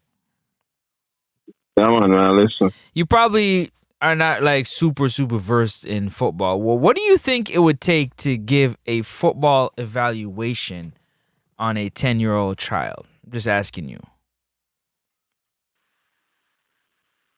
I mean, in terms of a holistic picture, the holistic. Like you're evaluating a player. You're evaluating them based on obviously what they can and cannot do. Correct? That would be an evaluation, right? If a father is coming to you to basically have their son have the opportunity, or hope, coming with the hopeful mind that their son will have the opportunity. I mean, you know, the least that you can do is to be evaluated, to understand where the shortfalls are. If there's any, the least that you can do as someone who's doing their due diligence, that should be standing in a position of leadership, is giving that person the opportunity to showcase their skills, whether that be for 15 or 20 minutes, or even exchanging contact information with that father or mother, so that way, you know, you can send a scout out that evaluates this person based on when they play or what their schedule is. So, Andrew, well, eloquent answer, my brother. And the reason why I asked the question, because me personally, if I'm attending an institution or looking to attend an institution, and for whatever reason, campus, I ask for an evaluation that shouldn't take much out of you, because that's what you should be doing every day, and you cannot do that, I will never, ever, ever, ever have my youth participate into that into that program, because that is what do you evaluate? You evaluate a 2-year-old. Are you out of your mind? It's evaluation. No. So when we would have known, that's what I asked the question. What? That's what I asked the question. So if you can 11-year-old come to me, we are coach a 13-year-old program. It don't take me no more than 20 minutes to say, all right, we have to evaluate him. To say to you, all right, then you can't come at 13. This is where you want to work on. This is where you have already. But you evaluate. So if you have to send him back home with me, Daddy, I can't come in at 13, you know. This is where you have to work on. This is where you have already. This is how evaluation go. So why can't he at 11? Bring him back when he's 13. So why can't he at 11 crack a 13 squad? Like, that don't make no sense, man. I'm ask him what age his son be. Because 11, I evaluate, I can't evaluate him, and it's funny enough, if you evaluate him and he must show you attributes what the 13-year-old must show you, or more what they must show you, why can't him at 11-year-old still be a part of that program? That means he must play the competition, but him still in the system. Can you imagine having an 11-year-old play like 13 or play better than 13-year-old? So again, can you imagine when the time comes to in play, if you have him for 2 years with you, have 3 and a work with you, when the time comes to you, let him go. Can you imagine what you're going to learn from where you have already? Well, there you go, ladies and gentlemen. It makes my point. You know what? This is why I stay quiet. This is why I'm here smiling, because they're just making my point, Andrew. They're just making my point. They're not. They're making my point of what I'm talking. We're talking about an evaluation that you're sitting down on your coccyx. You're sitting down on your behind, and you're using your eyeballs, to which have been trained, and you mean to tell me that you can't do a simple. Forget about that. We just leave that. Let's move that aside. Again, they continue to make my point. I ain't got nothing else to say, because according to Orain and Determine, and mixing a little bit with campus based off life experiences, and obviously lived on the island and so on and so forth, that it's inevitable. It's impossible. So we'll just leave it there. Let me read some of these comments real quick. Let me read some of these comments. Hold on, before you do, let me read the comments, and then you can respond to that. Okay, I'm going to be quiet, because I already made my point, and I'm still waiting for somebody to tell me otherwise. But they're telling me something else. Anyways, Jay says, a Jamaican alone, me see love hold back players because of age. When young players play against seniors, it's often fast track their development. I mean, that's what somebody would think, right, Jay? He also says, I don't matter the age, as long as the players show he's up to par, why stop him or move him up to the older age group rather than stop his development for 2 years, for a year or two? Talk to me. Go ahead, Campos. Say what you're saying. I just said that a while ago. I just said the same thing, so I'm going to have to go back over that. No, what I said. Yeah. No, I was just reading the comment. Respond to what I said. Oh, so as I say, I agree with you, but what determine orient elude to is the mere fact that it's same thing what you are saying on next up. But maybe then does not say it as how you are saying it. It's all said well and done. But how do we break down the barrier of that for something like that now? Me can 10-year-old come here. Yeah, 11-year-old come here. Yeah, do a U13. And you can't even find 20 minutes out of your time for evaluating. They say, Daddy, this is where you want to do. Or let's see what we can work with and we can keep what have you. So how do we break that barrier? And it's sad truth is as we say, people are so bad mind. But I'm man like that I run a program and do something like that. And you respond to you need to fire him. You need to fire him. Because it is inevitable say him no have the youth them at mind 11-year-old. So you are telling father to go back and sit down home with him. Till him at 13, you carry him come. When you could have do what you do. And if him meet the requirements, he could have shown him surpass the requirement. Keep him a part of the program. Develop him. So now, Or you Campos, stop him. You make him sit down. Campos, Andrew, this is what I'm saying. Now, as an active parent, yeah, that you seek in multiple different ways, you know, out of what you have. Obviously, it's illiquid. You're a liquid. You understand? You don't have the funds. Let's just say, for instance, then you seek as much avenues as you possibly can to see how you can get your child to achieve what they want to achieve. That's your job. Your job doesn't stop from doing that, does it? No, man. So Francis, your job is to what you're taking as the average Jamaican. Hear me out well, because what you're thinking I don't understand. I fully understand. Huh? You know, they call to all those different avenues, Francis. But the program, they call it to MEN program, you know. Okay. When they come to youth, you know. Okay. You realize that? Yep. Fly over your head. Yeah, of course. Come on now. Like that. Why you think I'm talking like this? No. You're foreign-minded, Francis. That's how you're foreign-minded, brother. Yeah, but you can't kill him for being foreign-minded. No. He got to explain further what you mean. There's a lot of people here that's listening. The same thing now, sir. We need fit right now. So we local-minded self. Nah, work. I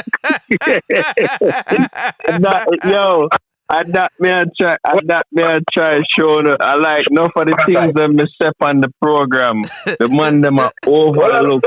The man them are overlook the thing them when me step on the program. They've been doing that for the last 4 shows. The last 4 shows, Andrew. So we local.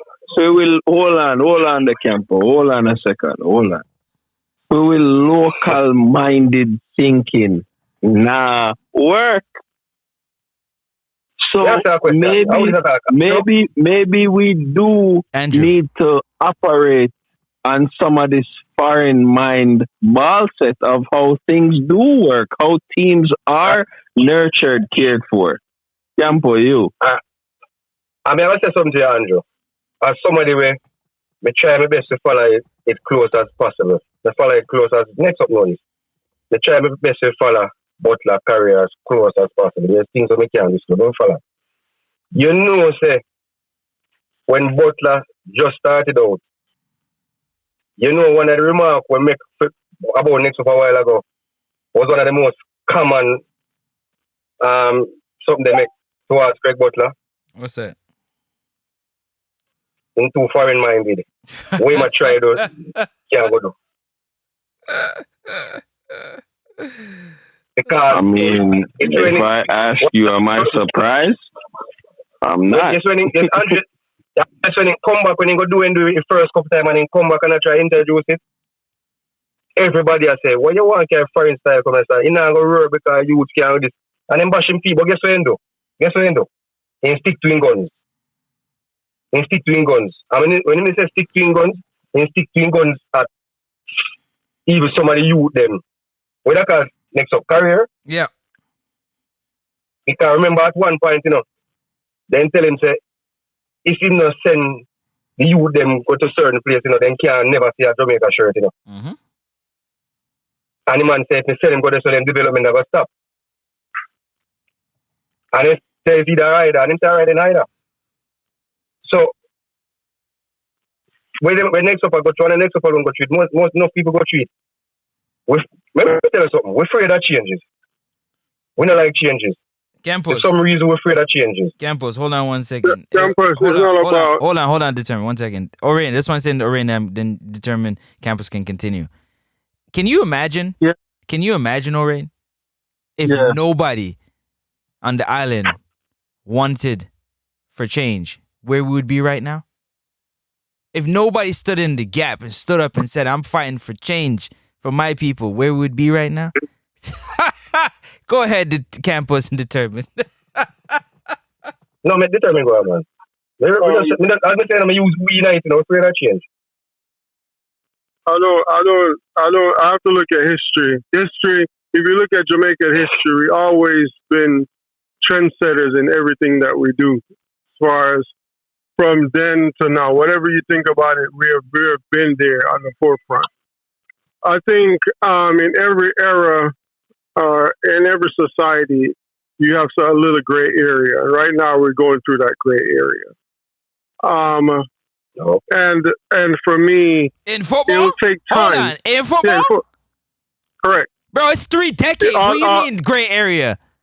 It's 3 decades, so bro. All you need. What are you talking about? Okay, but all you need, right, is to show that you can get to the promised land, and we've showed that.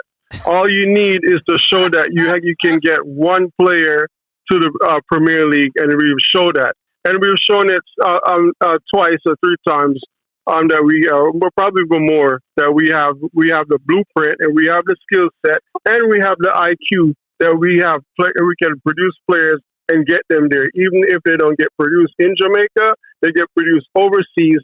The main thing is we have the DNA. That's it. We have the blueprint. So the thing is, once you recognize that, yes, it can work because we have done it before. That's all it takes. Now you're a case study. This is how white people operate when it comes to looking at things, analyzing things. All they need is one breakthrough. All right. And for me, when I see those breakthroughs, I say, okay, now how can we replicate that? And why we cannot replicate it is because we have a few of the older generation that's standing guard over this thing. So now when I take a step back, I said, okay, how healthy is the next generation that's coming up? And for me, I see signs of it. It's healthy in a sense where it's not all the way healthy, but I see that, you know what, we do have some brilliant minds. We do have different ways that the JFF is putting out coaching education and pushing it. And this is what we need. But again, it's going to take time for these new guards to be 6 foot under. That's just, it is what it is. These guards are killing the football, and until they go under, so the next generation can move forward, because everybody learn and change in certain aspects of your life. When you reach a certain point in your life, it's very hard to change old ways, right? And when I look at these new coaches that's coming up, they're very young. They're learned right now in 2026, everything right now in this new era. But we just have a few that we need to get rid of, but something just needs to happen. It is what it is. Time will fix this. Andrew still there? Yeah, man, we're there. Andrew, let me ask you a question. Me do a little research. Just a little research. Me can't wrong and me can't right. For some reason, me kind of research. Me no go far. Me stick to CONCACAF. The federations them. When we look at most of the federation, them about 75%, maybe 80% of the federations them in a CONCACAF. When you look up the build up and the make of the federation,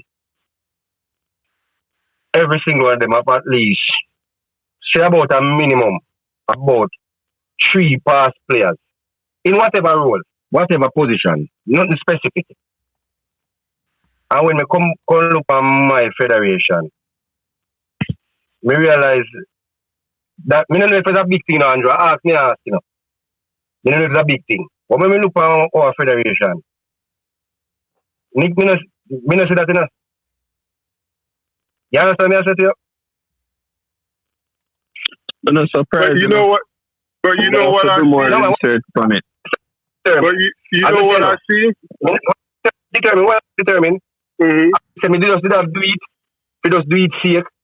But when I say, hold on, man. Them have 3 ex-baller, for example. One I do this, one I do that. Not necessarily, not necessarily to do with coaching the football team. But them I do some form of position within the hierarchy. When we look for our one, me no see that. I be a businessman, me I say. Some Man United, they are doing it, they don't play Manning Cup or international football at that level. Me no know. So me ask, that's why me ask Andrew determine, because me know you have go down deep in it first. That's why me ask Andrew first. Is that something I should be worried about? I mean, definitely. I mean, we'd have to do more research in it, but face value for what you say, yeah, that would definitely be a concern. I mean, that would not be a worry. That would be a huge concern of the continuation of identity of football. I mean, from youths coming up, but it's just sad that we're in a position. I understand. I hear the concern that we will eventually get there, but I mean, how far down the road do you kick the can? And I've heard it time and time again. You keep doing the same thing over and over and over, and you're expecting a different result. That's insanity. So how far are we willing, let's just put a number on it, okay, right? Time will fix the situation. I get that. Time normally works everything out. But how much time are we willing to waste the talent that we have, waste the coaches that we have, waste the people that are good stewards in their community, picking up these kids, doing their community stewardship? How much time are we willing to put on the fact that all of these other teams, once we fully catch up to that, they're still going to be ahead of us?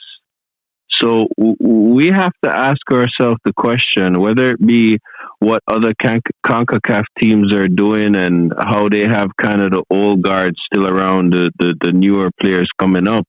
We have to ask ourselves, why are we putting such a big emphasis on continuing doing the things that are not beneficial to us now? They're not. There's certain aspects that are working for us. There's certain things. Are those things being clearly documented and implemented across the board? Because if they're not, time is not going to be the answer. We're going to look like the fool. But that's the thing. I'm very optimistic. I'm very excited about these new generation that's coming up. When I see a skipper that has camps in Jamaica, when I see what's this boy name that's on the board that's also coaching Mount Pleasant, when I see a Damian Lowe, and when I see other kids that's leaving from Mount Pleasant partner up with colleges, it's not everybody going to be a professional player, right? You're going to have educators, and our reach right now going into that atmosphere, going into that space is huge for our little country, right? So I'm very excited, optimistic. It's a difference if I didn't see anything. You just wake up and you don't see any positive news, any output. You look at our team, it's just not. No, we have a couple of guys that was on the team that went to college, got their education. Just a matter of time. But unfortunately, we have to go through this. But you have to look at the next generation. The next generation is positive. It's going to be a game changer for me. Let me read some of these comments real quick. Big up to Jay every time in the comment section. Jay, this is an older message. He said, same thing did reach me when me just start play corner league. Coach never want to give me a game. Said me young. Me and a couple other young youth the man have on the bench until people start to protest, and we end up coming save him at the end of the day. Always have to remember that during slavery, some slaves wanted to remain slaves while others rebelled. Long time we have fight change. He continued to say, determined people like Captain Dropout at the same thing. Do what? Why you think the death of the same men will change anything? The mindset is still there. There you go. Yeah, me understand that. There you go, guys. Fully. What's me with that one day? Big up yourself, Tim, every time. So what do you have to say to that, determined? We need a good What was that? Hold on. We need a good coach to spot talent that gonna improve the team. That's Tim. Anyway, that's sorry. The thing. So that thing we don't need a coach. So determine, you must address the fact. So you say we have to wait till some of the old guys. Then what have you? We know put where you say when you know me just say for YouTube. So you must say based on what you say about the old guys. Then must say captain drop out. And not never change. You said captain drop out or nothing because who the captain have in charge, right? And then you have to look at not only who he had in charge. Hold on a second. Not only who he had in charge, but also you have to look at. Good. Determine. You're making this point. When Mr. Ricketts decides to step down, who is next in line to him? Who are same people and have him totally different? Look on it. The same people and have Mr. Ricketts totally know. One of them are going to replace him. I don't know nobody new are going to come in to replace him. I don't look at it. I don't look at it like that, Campus, right? You have to look at the age gap. Hold on a second, Campus. Look at how old is Mr. Ricketts? Is about what, 60, 70 years old. Right? Probably let's say 70. He's 70 plus, right? Then you look at who's there that's harboring around this. You have a Speed, and what was the other guy name? I can't remember his name. The one that ran and lost, right?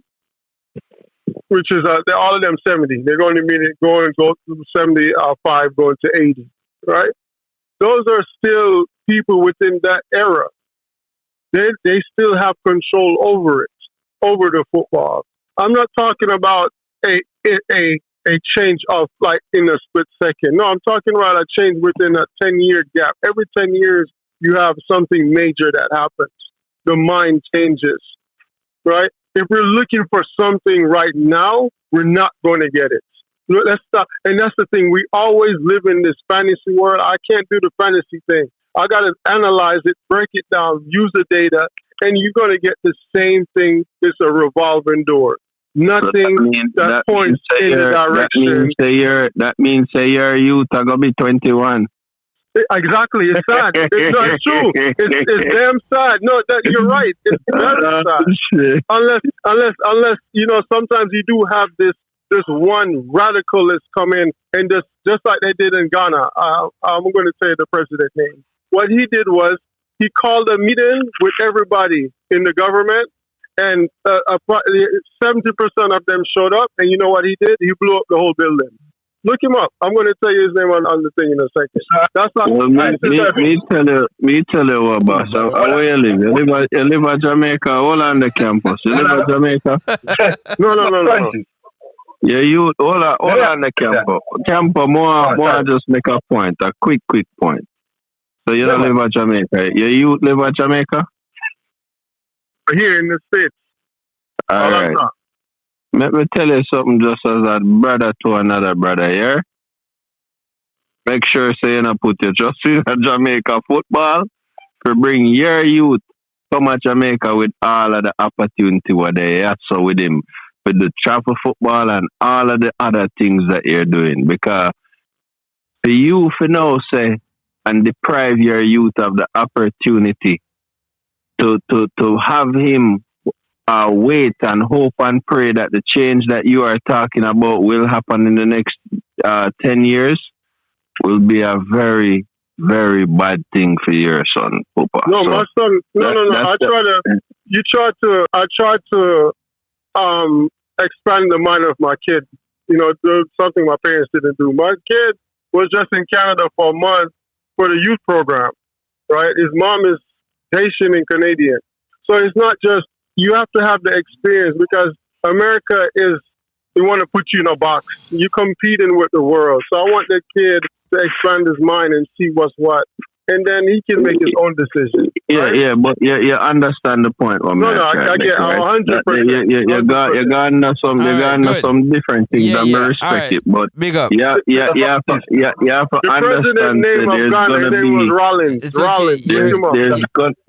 There's gonna be more opportunities, regardless of the box or not. There's gonna be more opportunities for him to shine and grow here, and that's the unfortunate situation that a lot of people are facing. Let me ask you something before you move on. You remember your first show me do on this? What me you do? You talking to me? Yeah. Yeah, Yeah, Francis. Yeah. What we say? We repeat or something like that. I don't remember but repeat or something like that we type the show. Yeah, you're determined a while ago. The change is coming. You know why I'm laughing? Francis, I eat very couple feel, you know, every time I feel. 3 decades, bro. 30 years. The country feel. Well, every time I feel me hear the same line of reasoning. Change is coming deep. I would determine I continue to say at 10 more on the 8 already, 23 years. I feel in 2030, they might come with the same argument again, say change is coming deep. When that change, when we can't on the TV, me have to tell my grandparents, I tell me But I asked you a question. I said, when you analyze the JFF and you analyze as far as their voting system. You remember this conversation wasn't about JFF. You see how you go now. You see how you guys turn this into JFF? But they are the governing body. It is what it is. They're the one that set the rules. No, what I'm talking about got nothing to do with the JFF. I don't want it to be linked. But y'all have your conversation. Continue your conversation. I'm saying. But you know why it's always going to link? It's because not. If you come, it's not. Just finish your campus. Answer campus. If you go to any first world country, you have one governing body that set the rules, and you have to operate within those rules. You cannot, if you want to operate a club, you got to operate in the rules that they want it to be. It's just like if you're a franchise of Chick-fil-A, and you say, you know what, you're going to get a Chick-fil-A, you can't just do what you want to do. That's the governing body. But when we have a governing body that doesn't have any kind of sense, everything is just upside down. This is what you're getting from that. But no kind of organization. But yet still you believe change is coming. Let me finish. Yeah, you believe change is coming. Why changes? Because when you look at different clubs that's partnership with colleges, and I'm looking at different, when I'm looking at someone that says you're doing well in the JPL, he decides to opt out and go to college. And when I look at this young boy that's sitting on the board that knows exactly what to do, that's the new generation, right? When you go to certain countries like Haiti and you look at the new generation, they're not doing a damn thing.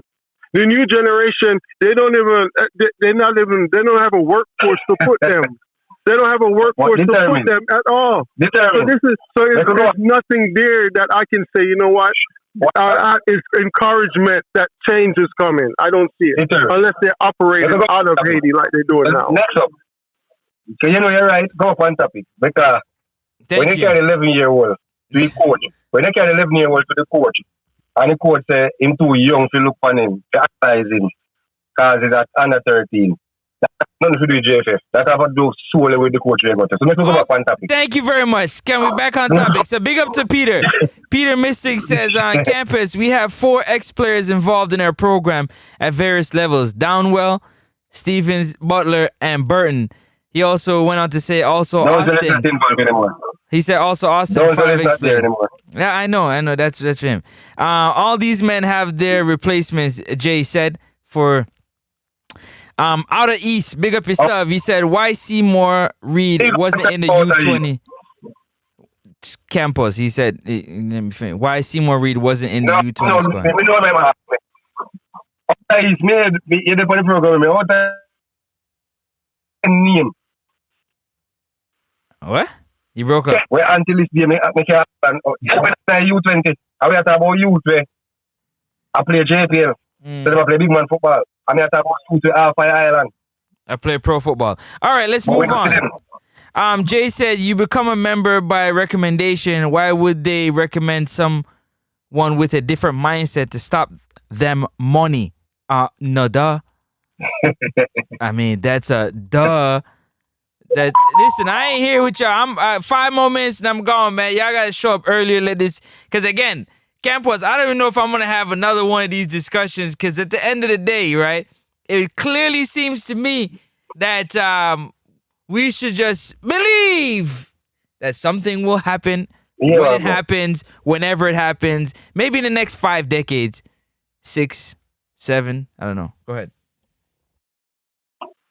My fear for Austin, my fear me for Rudolph Austin is what Mr. Reach Jerome waiting. Good coach at the level within there. Good coach at the level within there. No, the last comment I read. Good coach at the level within there. But when them push them too far, too quick, and then we didn't work out for them now, Francis, because maybe they never get enough time to get themselves to that level. Yeah. We just throw them at the wayside and say they're not good again. We go through about 3 U20 coach where they do well with them clubs and then promote them. I think them should have give them more time with them clubs to develop them trade, then craft, but we throw them in the deep in the sea. And when they started to drown, we just don't look back on them again. So that's my fear with him. I think him should just stay in club and go and learn in craft because he's a really, really good coach. He might go good. But when you put him in a situation, you know, and he fail, what if most come? Francis, may I do the program? Most of the comments when you get about the under 20 team, what most of the comments again? The coach not good, the coach not ready. All about the coach. All about the coach. Yeah. Everything. The coach not good, the coach not ready. So right away, everybody has said, dash him not good, not ready. So in a dash him now. So I just feel like that's how I fear me I feel. I think him should get more time. Can just win the league, you know, Francis. Just win the local league, you know. You right? Mm-hmm. Yo, gentlemen, bless up. Have a good night. Yeah, I'm about to leave. Yeah, man. So next up. Yeah. So next up. Yeah. Yeah, we have to do a show. Me away from my team start out. Then show the man them in the deep end of the stick and then do the same thing with the players them too.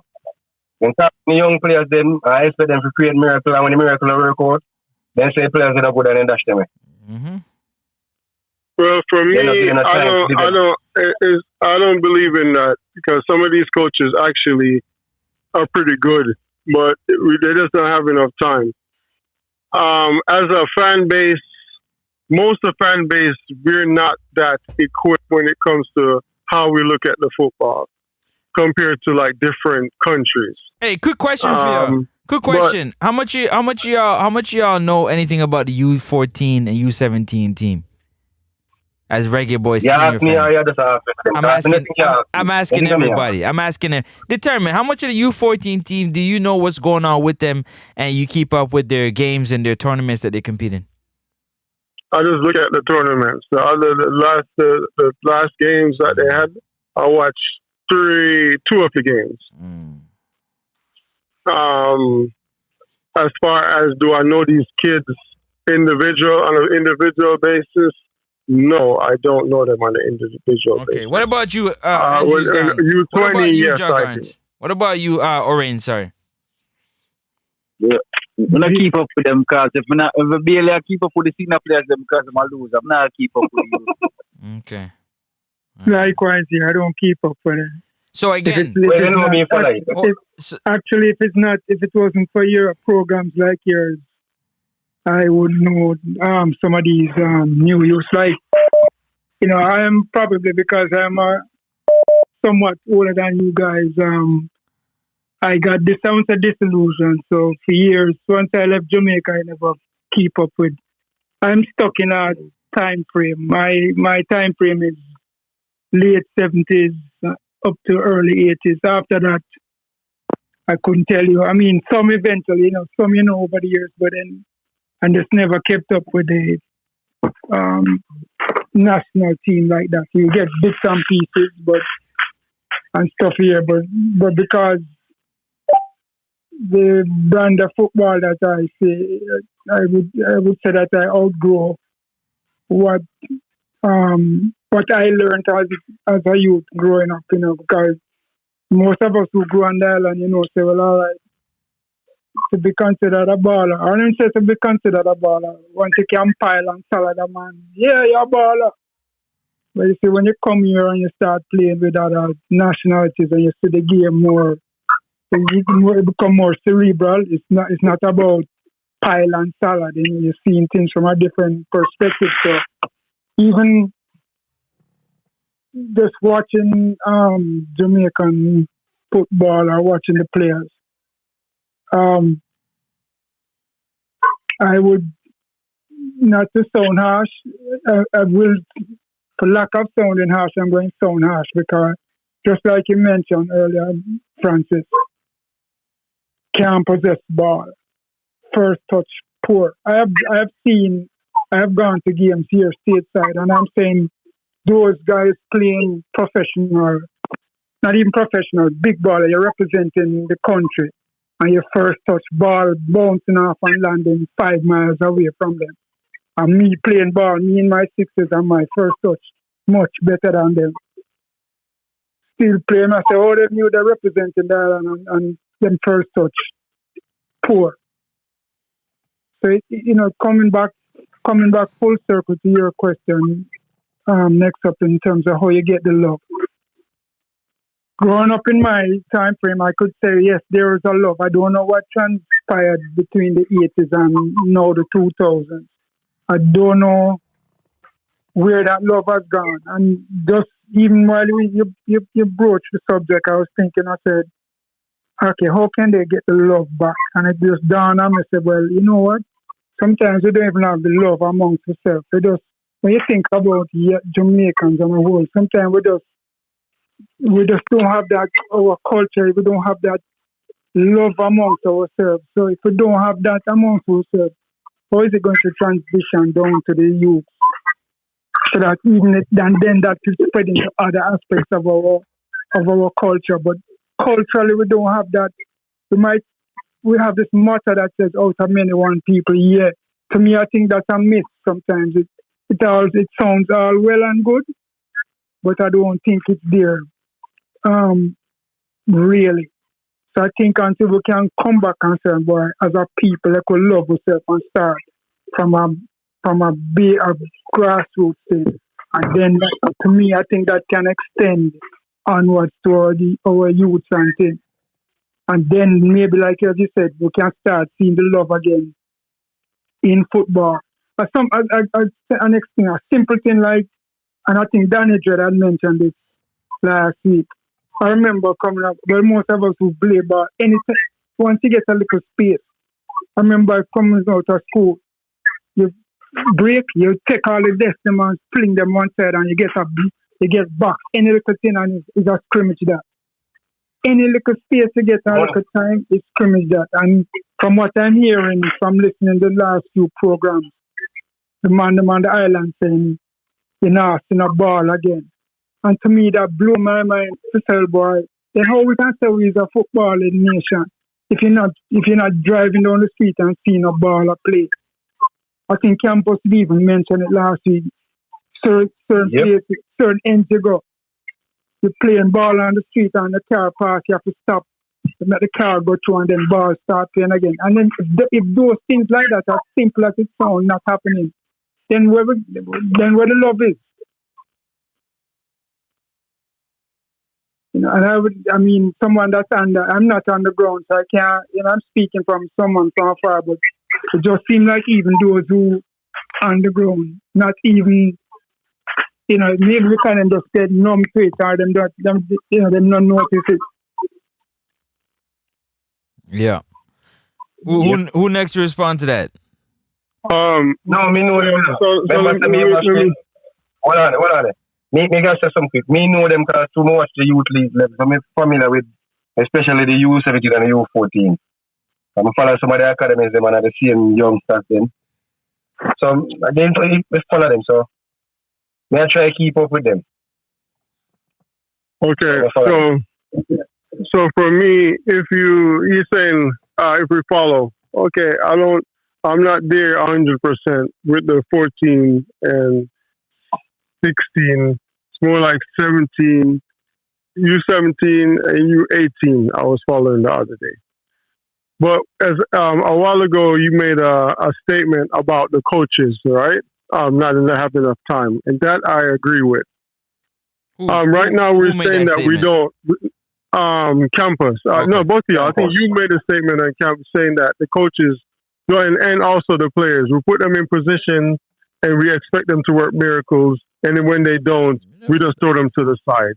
It doesn't work like that. That's not football, right? You give the player time and you also give the coaches time.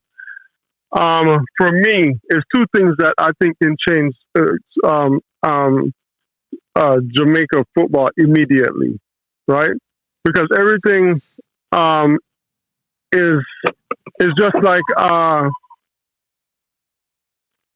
I'm talking about time. A lot of people don't believe in the time. No problem.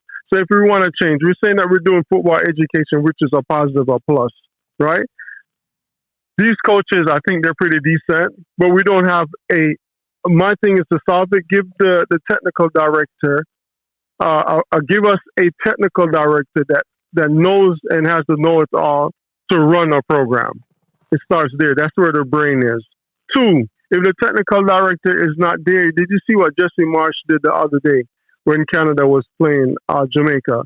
Do you think it was a mistake why he was there helping to coach the U20 boys? No, that wasn't a mistake. So we have speed everywhere but nowhere, right? The reason why he was there is because he wanted to make sure that he keep his eyes on what he has, because that's the next transitioner into his hand, right?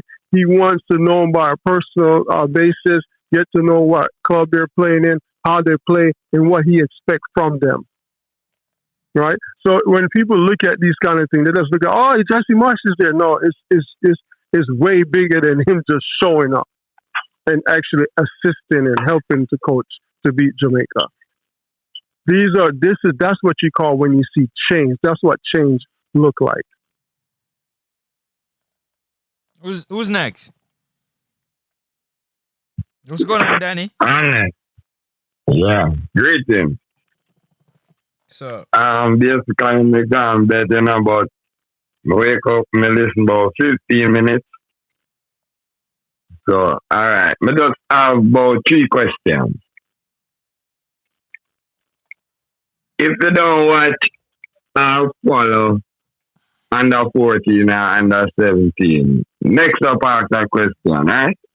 yeah, so the question let me just let you know before, I'm not cutting you, I'm just filling you in. So the question I initially asked is, most of the senior Reggae Boyz fans that watch the Reggae Boyz fanatically, they know nothing really about U14, U17, U20. How much of them do you really think know, are interested or committed to the grassroots? But continue. All right. With that saying, I don't think this is really a discussion for people like those. No. What would you call Harborsview Football Club? Does it have to have the name Academy at the end to be an academy? Anybody want to answer? No. Campus? Anybody? No, as far as I know, I think if from memory serves, Harborview was once one of the best blueprints in developing players back in the day. I don't know what happened. I don't know if that's still the case, but from what I used to It's still the case. Still the case. It's still the case, man. No, I mean, I think that Santos FC right now is more of an academy than a football club. Spanner still at it. Right now, Spanner still right. All right. So, next question. Should this be a process? Does it need a time before all this could come into play? Or it's supposed to be just be like from today to tomorrow? It should be a Question. time. They say every 10 years, that's when you have a new era, the changing of the mind. For me, it's All 10 right. years. All right. Well, now, if you check the under 17 team, the under 17 team, everybody is affiliated to a club or an academy or some futsal something in US or Canada. All right.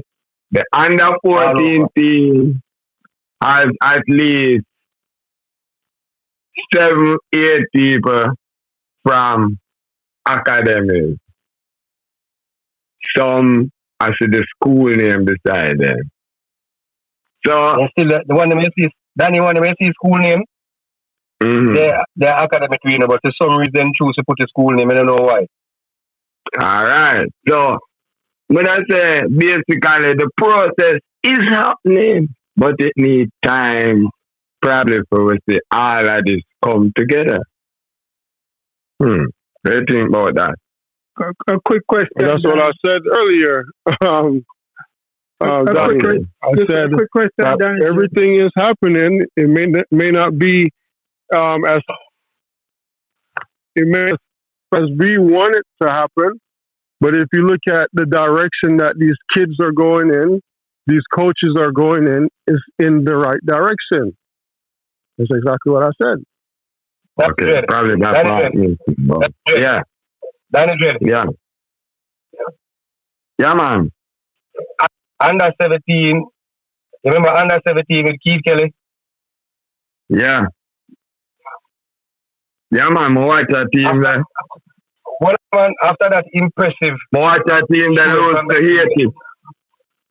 No, hold on, man. Me just say, after that showing from that team there, something they come out and tell me the same thing, say, give time, go in the right direction. About 3 decades ago. How much time, so? Me not a problem with time, No. but how much time? But remember, that time we never have the academy section put together here, right now. So, I will the same way. We didn't have the infrastructure to follow players. We didn't have any in the above campus. Nothing. We never have ballers. We never have Mount Pleasant.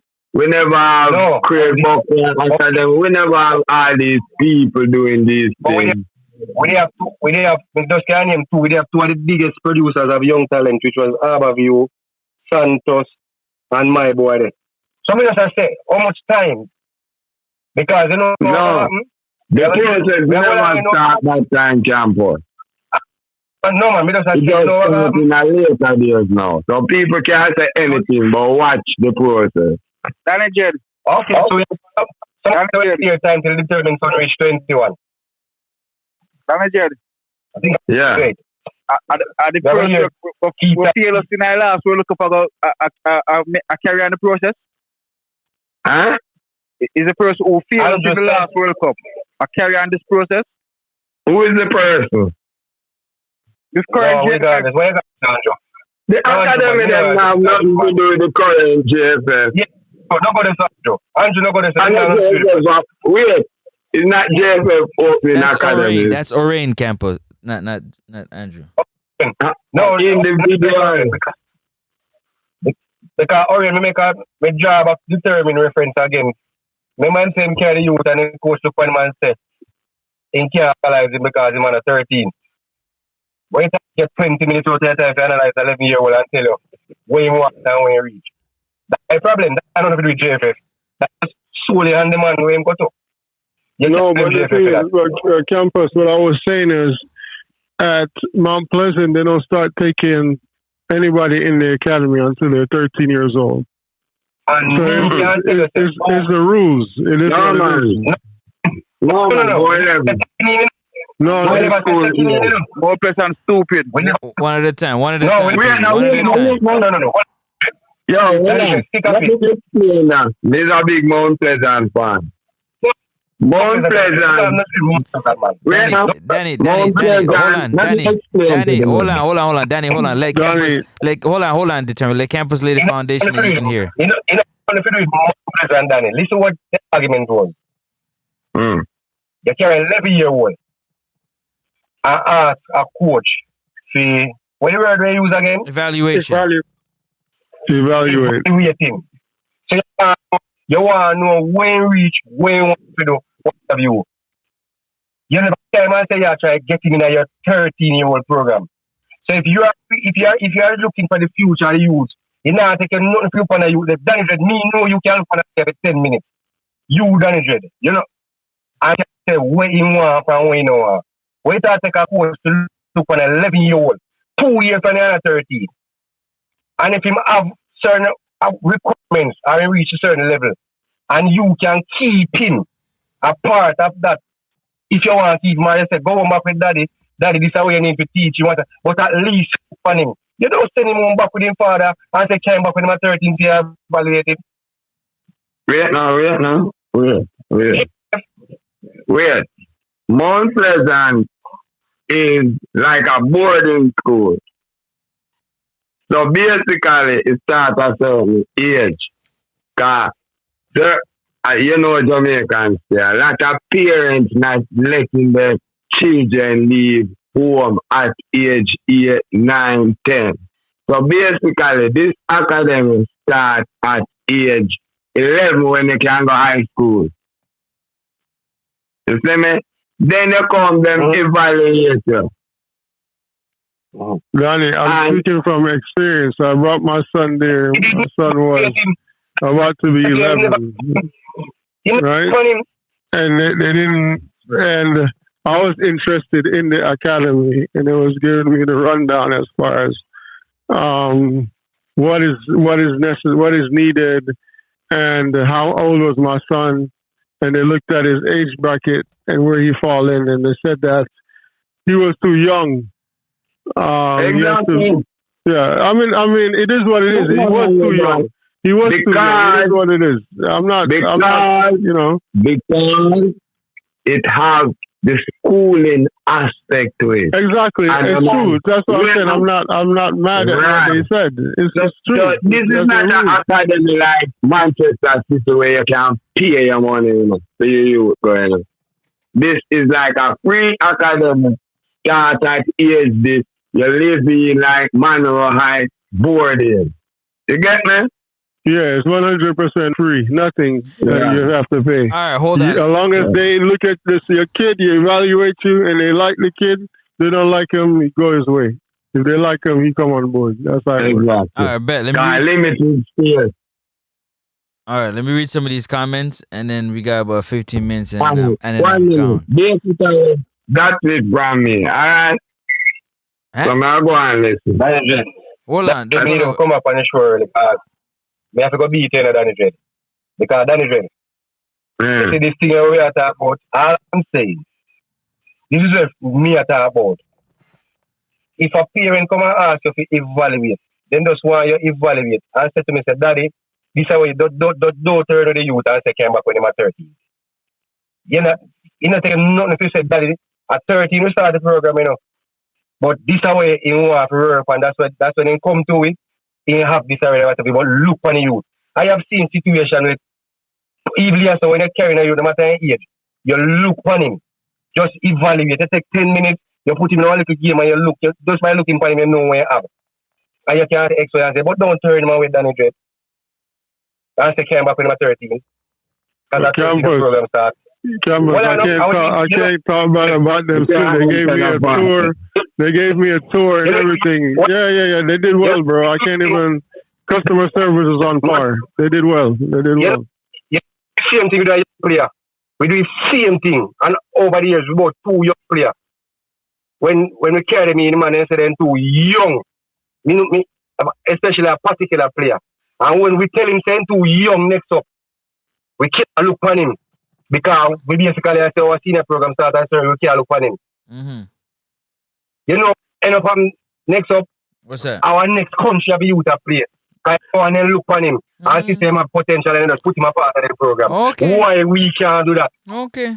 We can't do that. So we can go. Hold on. Before we go, let me read these comments. Hold on. Danny, hold on. One second. Let me read these comments real quick. Campos, hold on. If I don't get these comments, I gotta mix it with the phone in the comment section. Big up to everybody in the comment section commenting. Outer East says you can't stop having these conversations. It would seem that way. Jay said big fish in a small pond, change of environment in order to see your real level, then try to build off it. Try to get among the best if you want to be the best. Outer East says Austin have a midfielder, that's Rudolph Austin, playing center back and starting at number 8 on the bench in every game. Jay said only watch them. Yeah, I know. Yeah, I know. Number 17.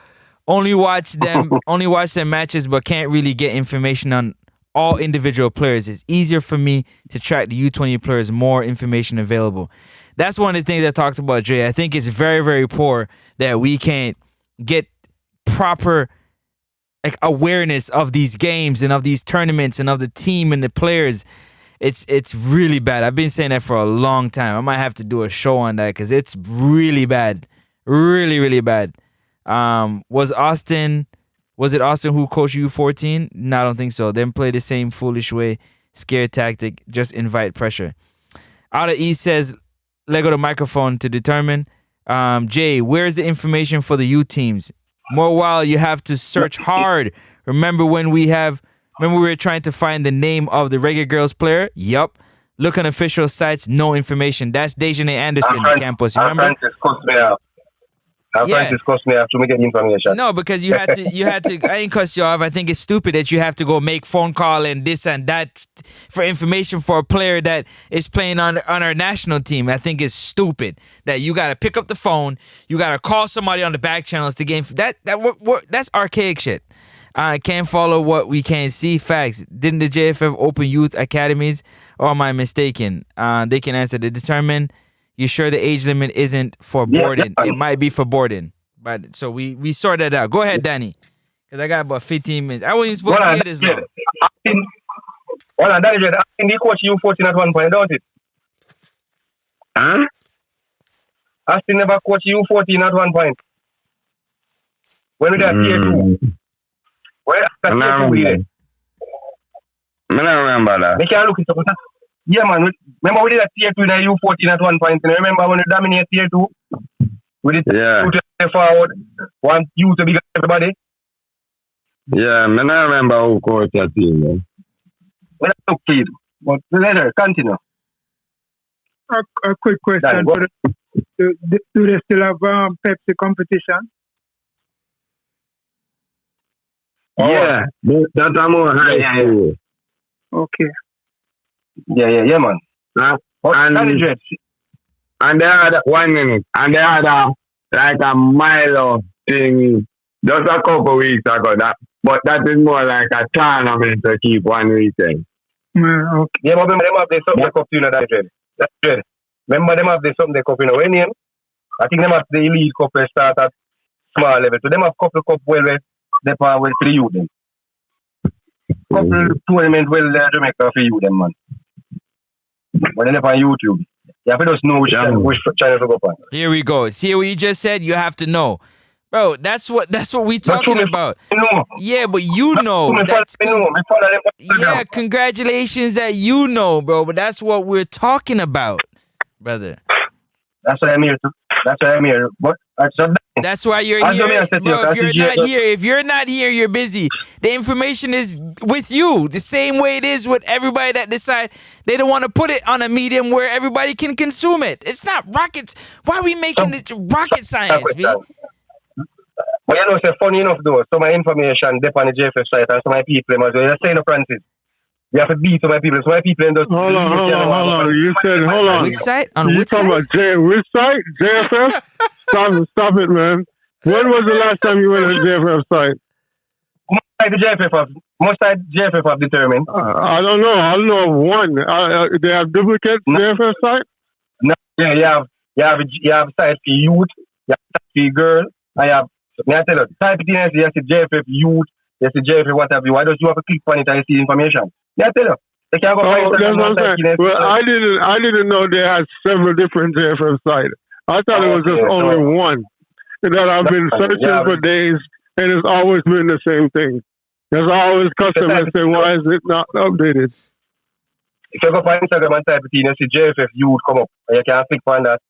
You can see JFF. On Instagram or a website? No, Instagram. Instagram, man. So you get the link from Instagram, from the JFF. They share most of the information on Instagram. No, bro, I'm talking about a website. No. Yeah, but them hard to find. Most time I like JFF YouTube channel. Yeah, listen. So are those matches broadcast on the YouTube? Yeah, live. Yeah, they come on YouTube. Okay.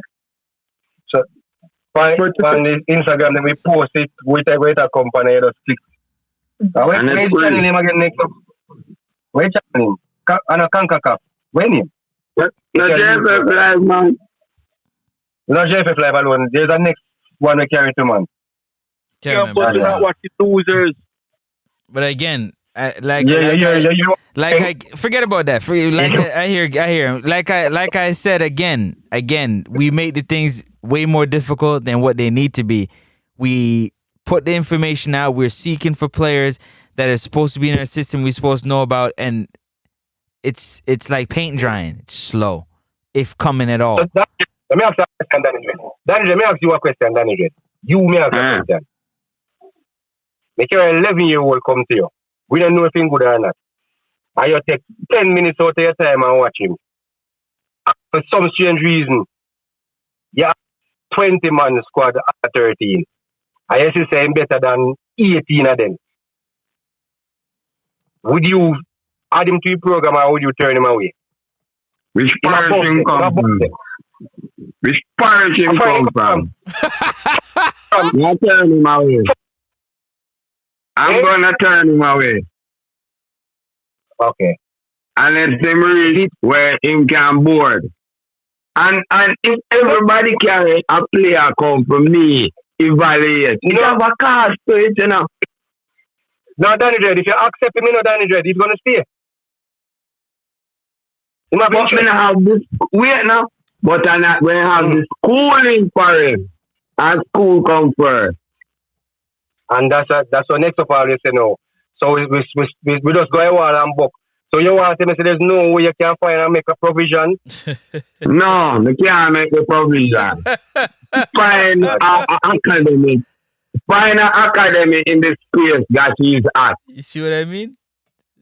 Then and then make it next out everything about time.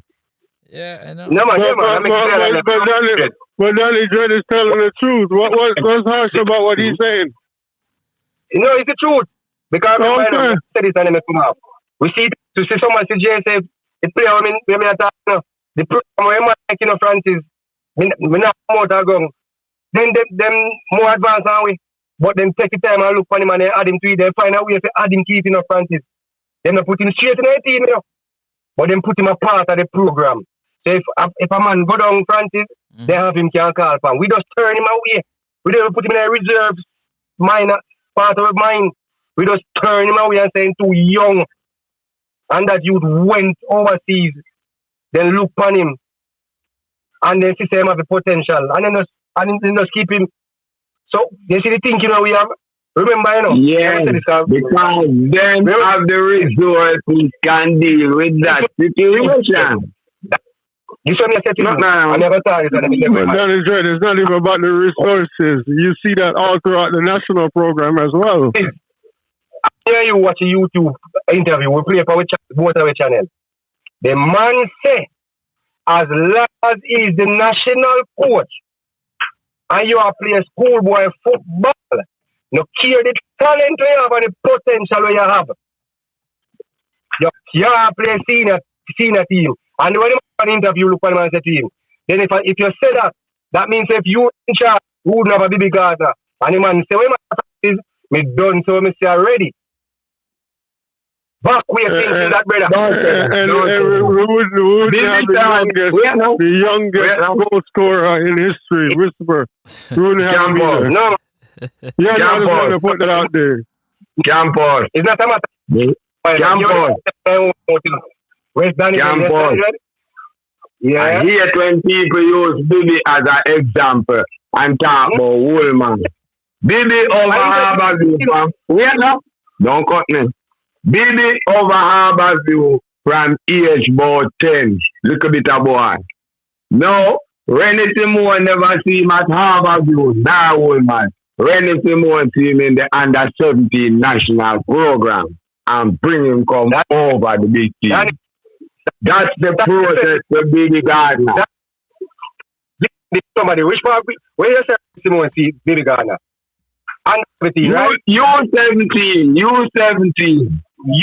And wait. Wait now. Go around Ryan. Wait now. Ryan interview Billy. Go around and go listen to the story. Then I have no time for regurgitate. All the while me people make that. But that was not Billy's story. Danny Jed, we're talking about what your coach said. BBC. So not talk about what Bibi said. 17. I'm speaking what Bibi said. Bibi play U17. Jesus Christ. Danny Jed. Bibi play U17 Simone team. Yeah. Huh? Bibi play U17 and Rennie Simone team. Yes or no? Yes. Now Rennie Simone now watch the U17 training and over there. Rennie Simone never gone over a Brazil when the national team was playing. Rennie watching all of Jamaica football. And what? And we campus. Billy was the only person when bring over either.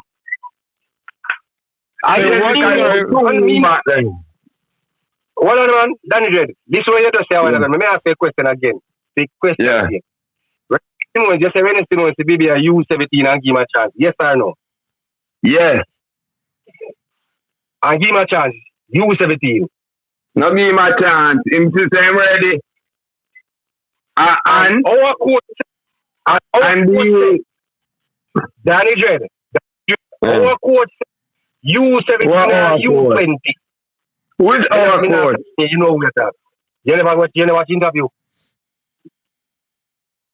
Our coach. No man, give me the coach. No, our coach. No, but campus, I can't buy that. You know why? You know why it's unfair for you to say that? We talking about Rudolph Speed outside the interview, but what I'm saying is it's unfair for us to do that. You cannot do that. You know why you can't do that? Who say why? The reason why you cannot do that is because this man is proven that he's good with youth players. All right, yo, you understand what I'm saying? All right, 2 more minutes and I gotta go.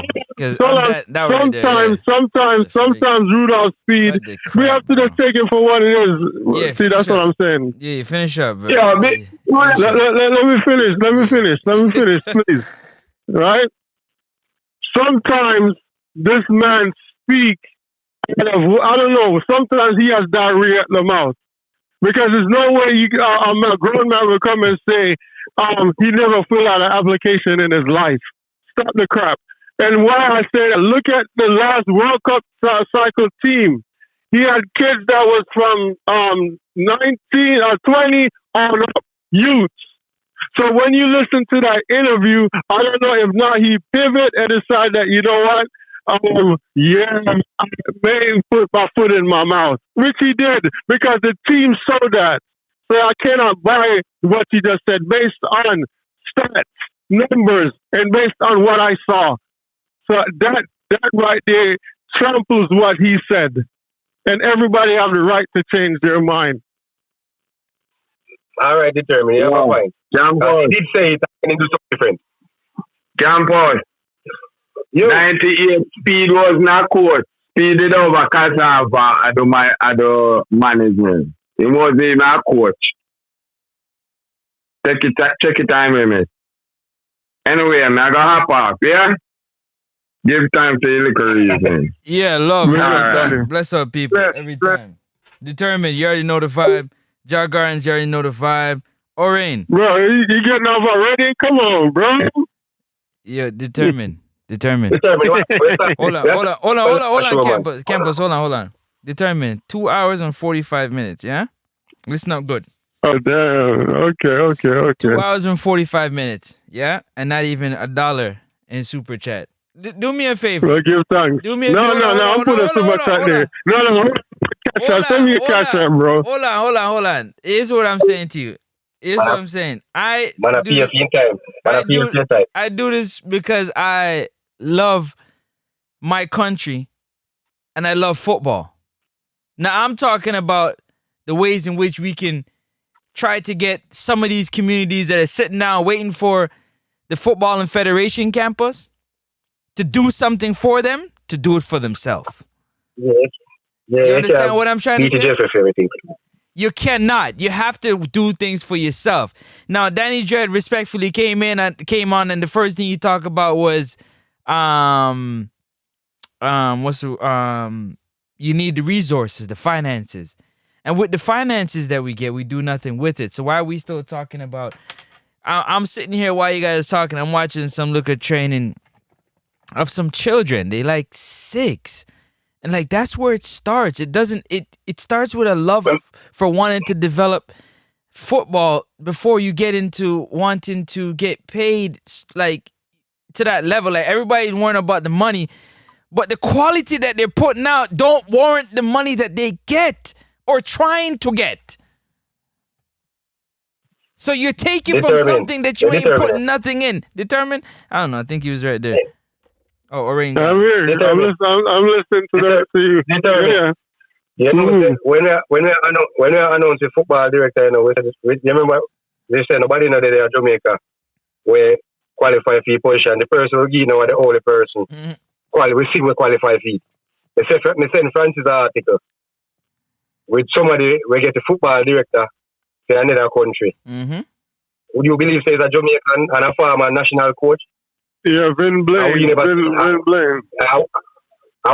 see. I we say never qualify for, but yet somebody else can sit and qualify for and give the job. But this is what I'm saying to you. But this campus. I guess what I'm saying is, according to people, I speak spooky foolishness. Campus, listen.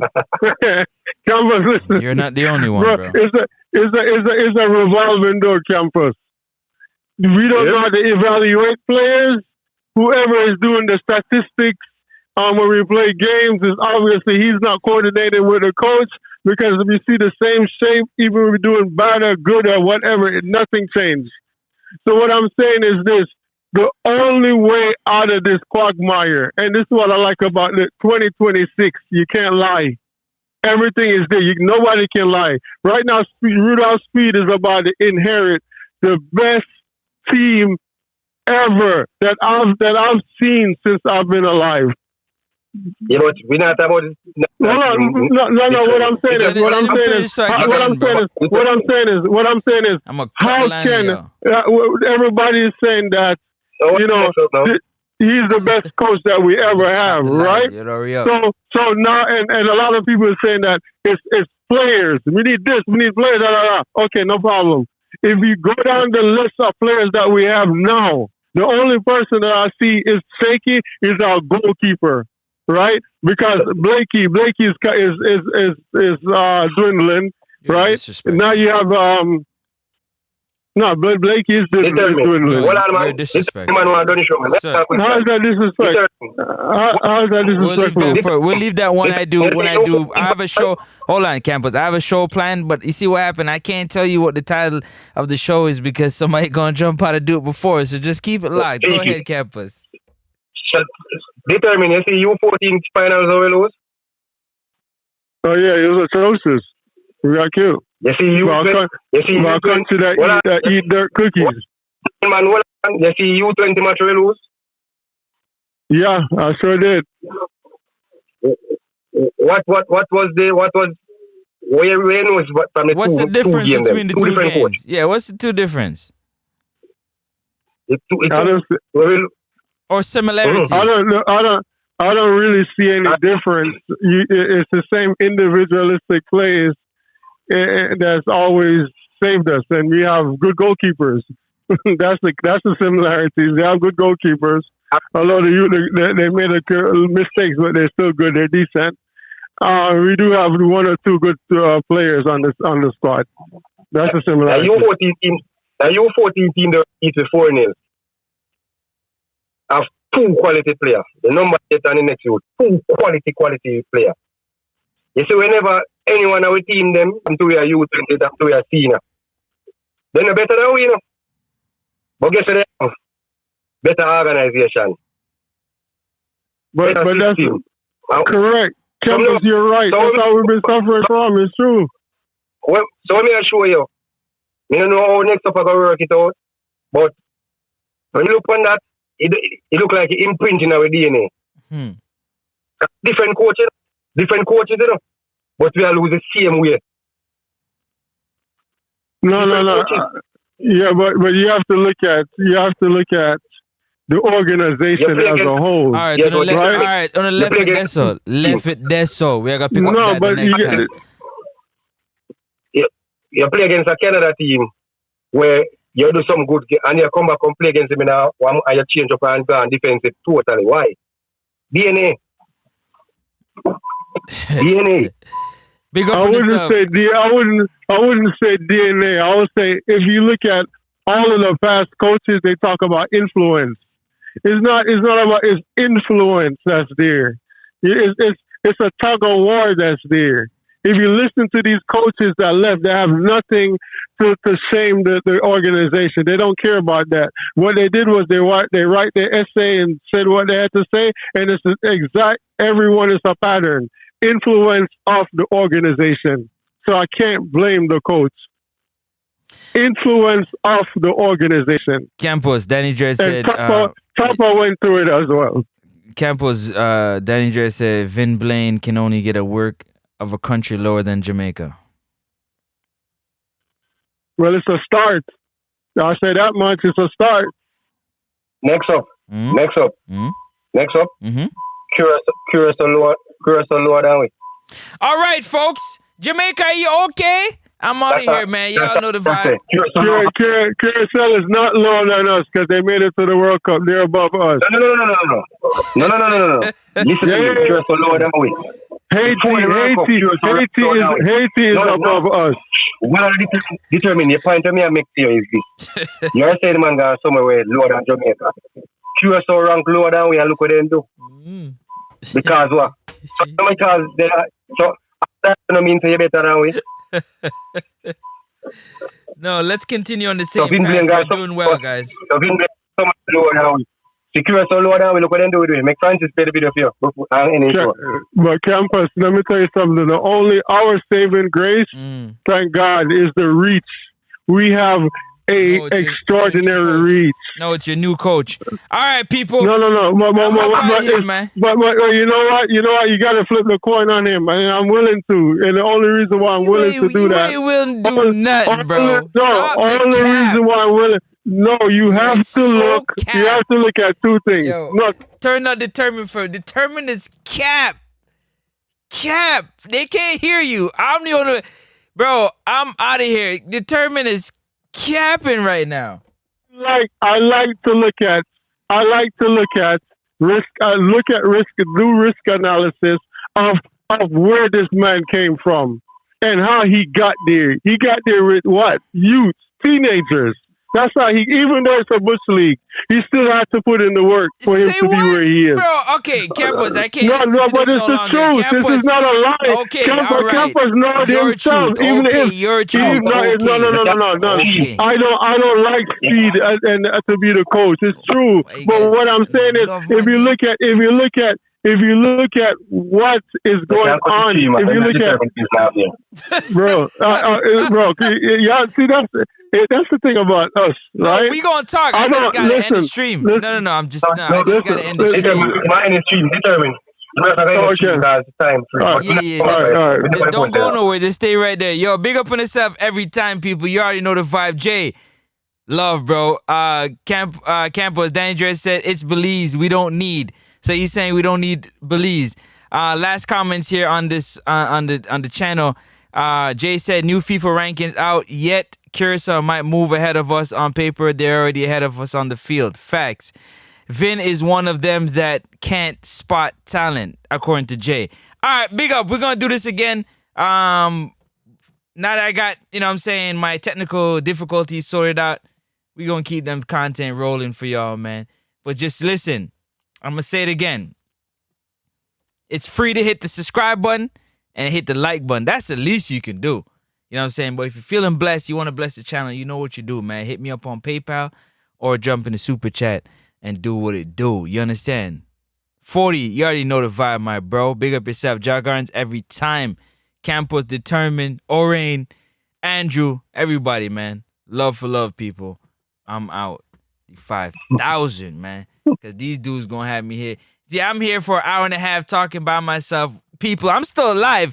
And these dudes show up hour and a half. I want to keep me at never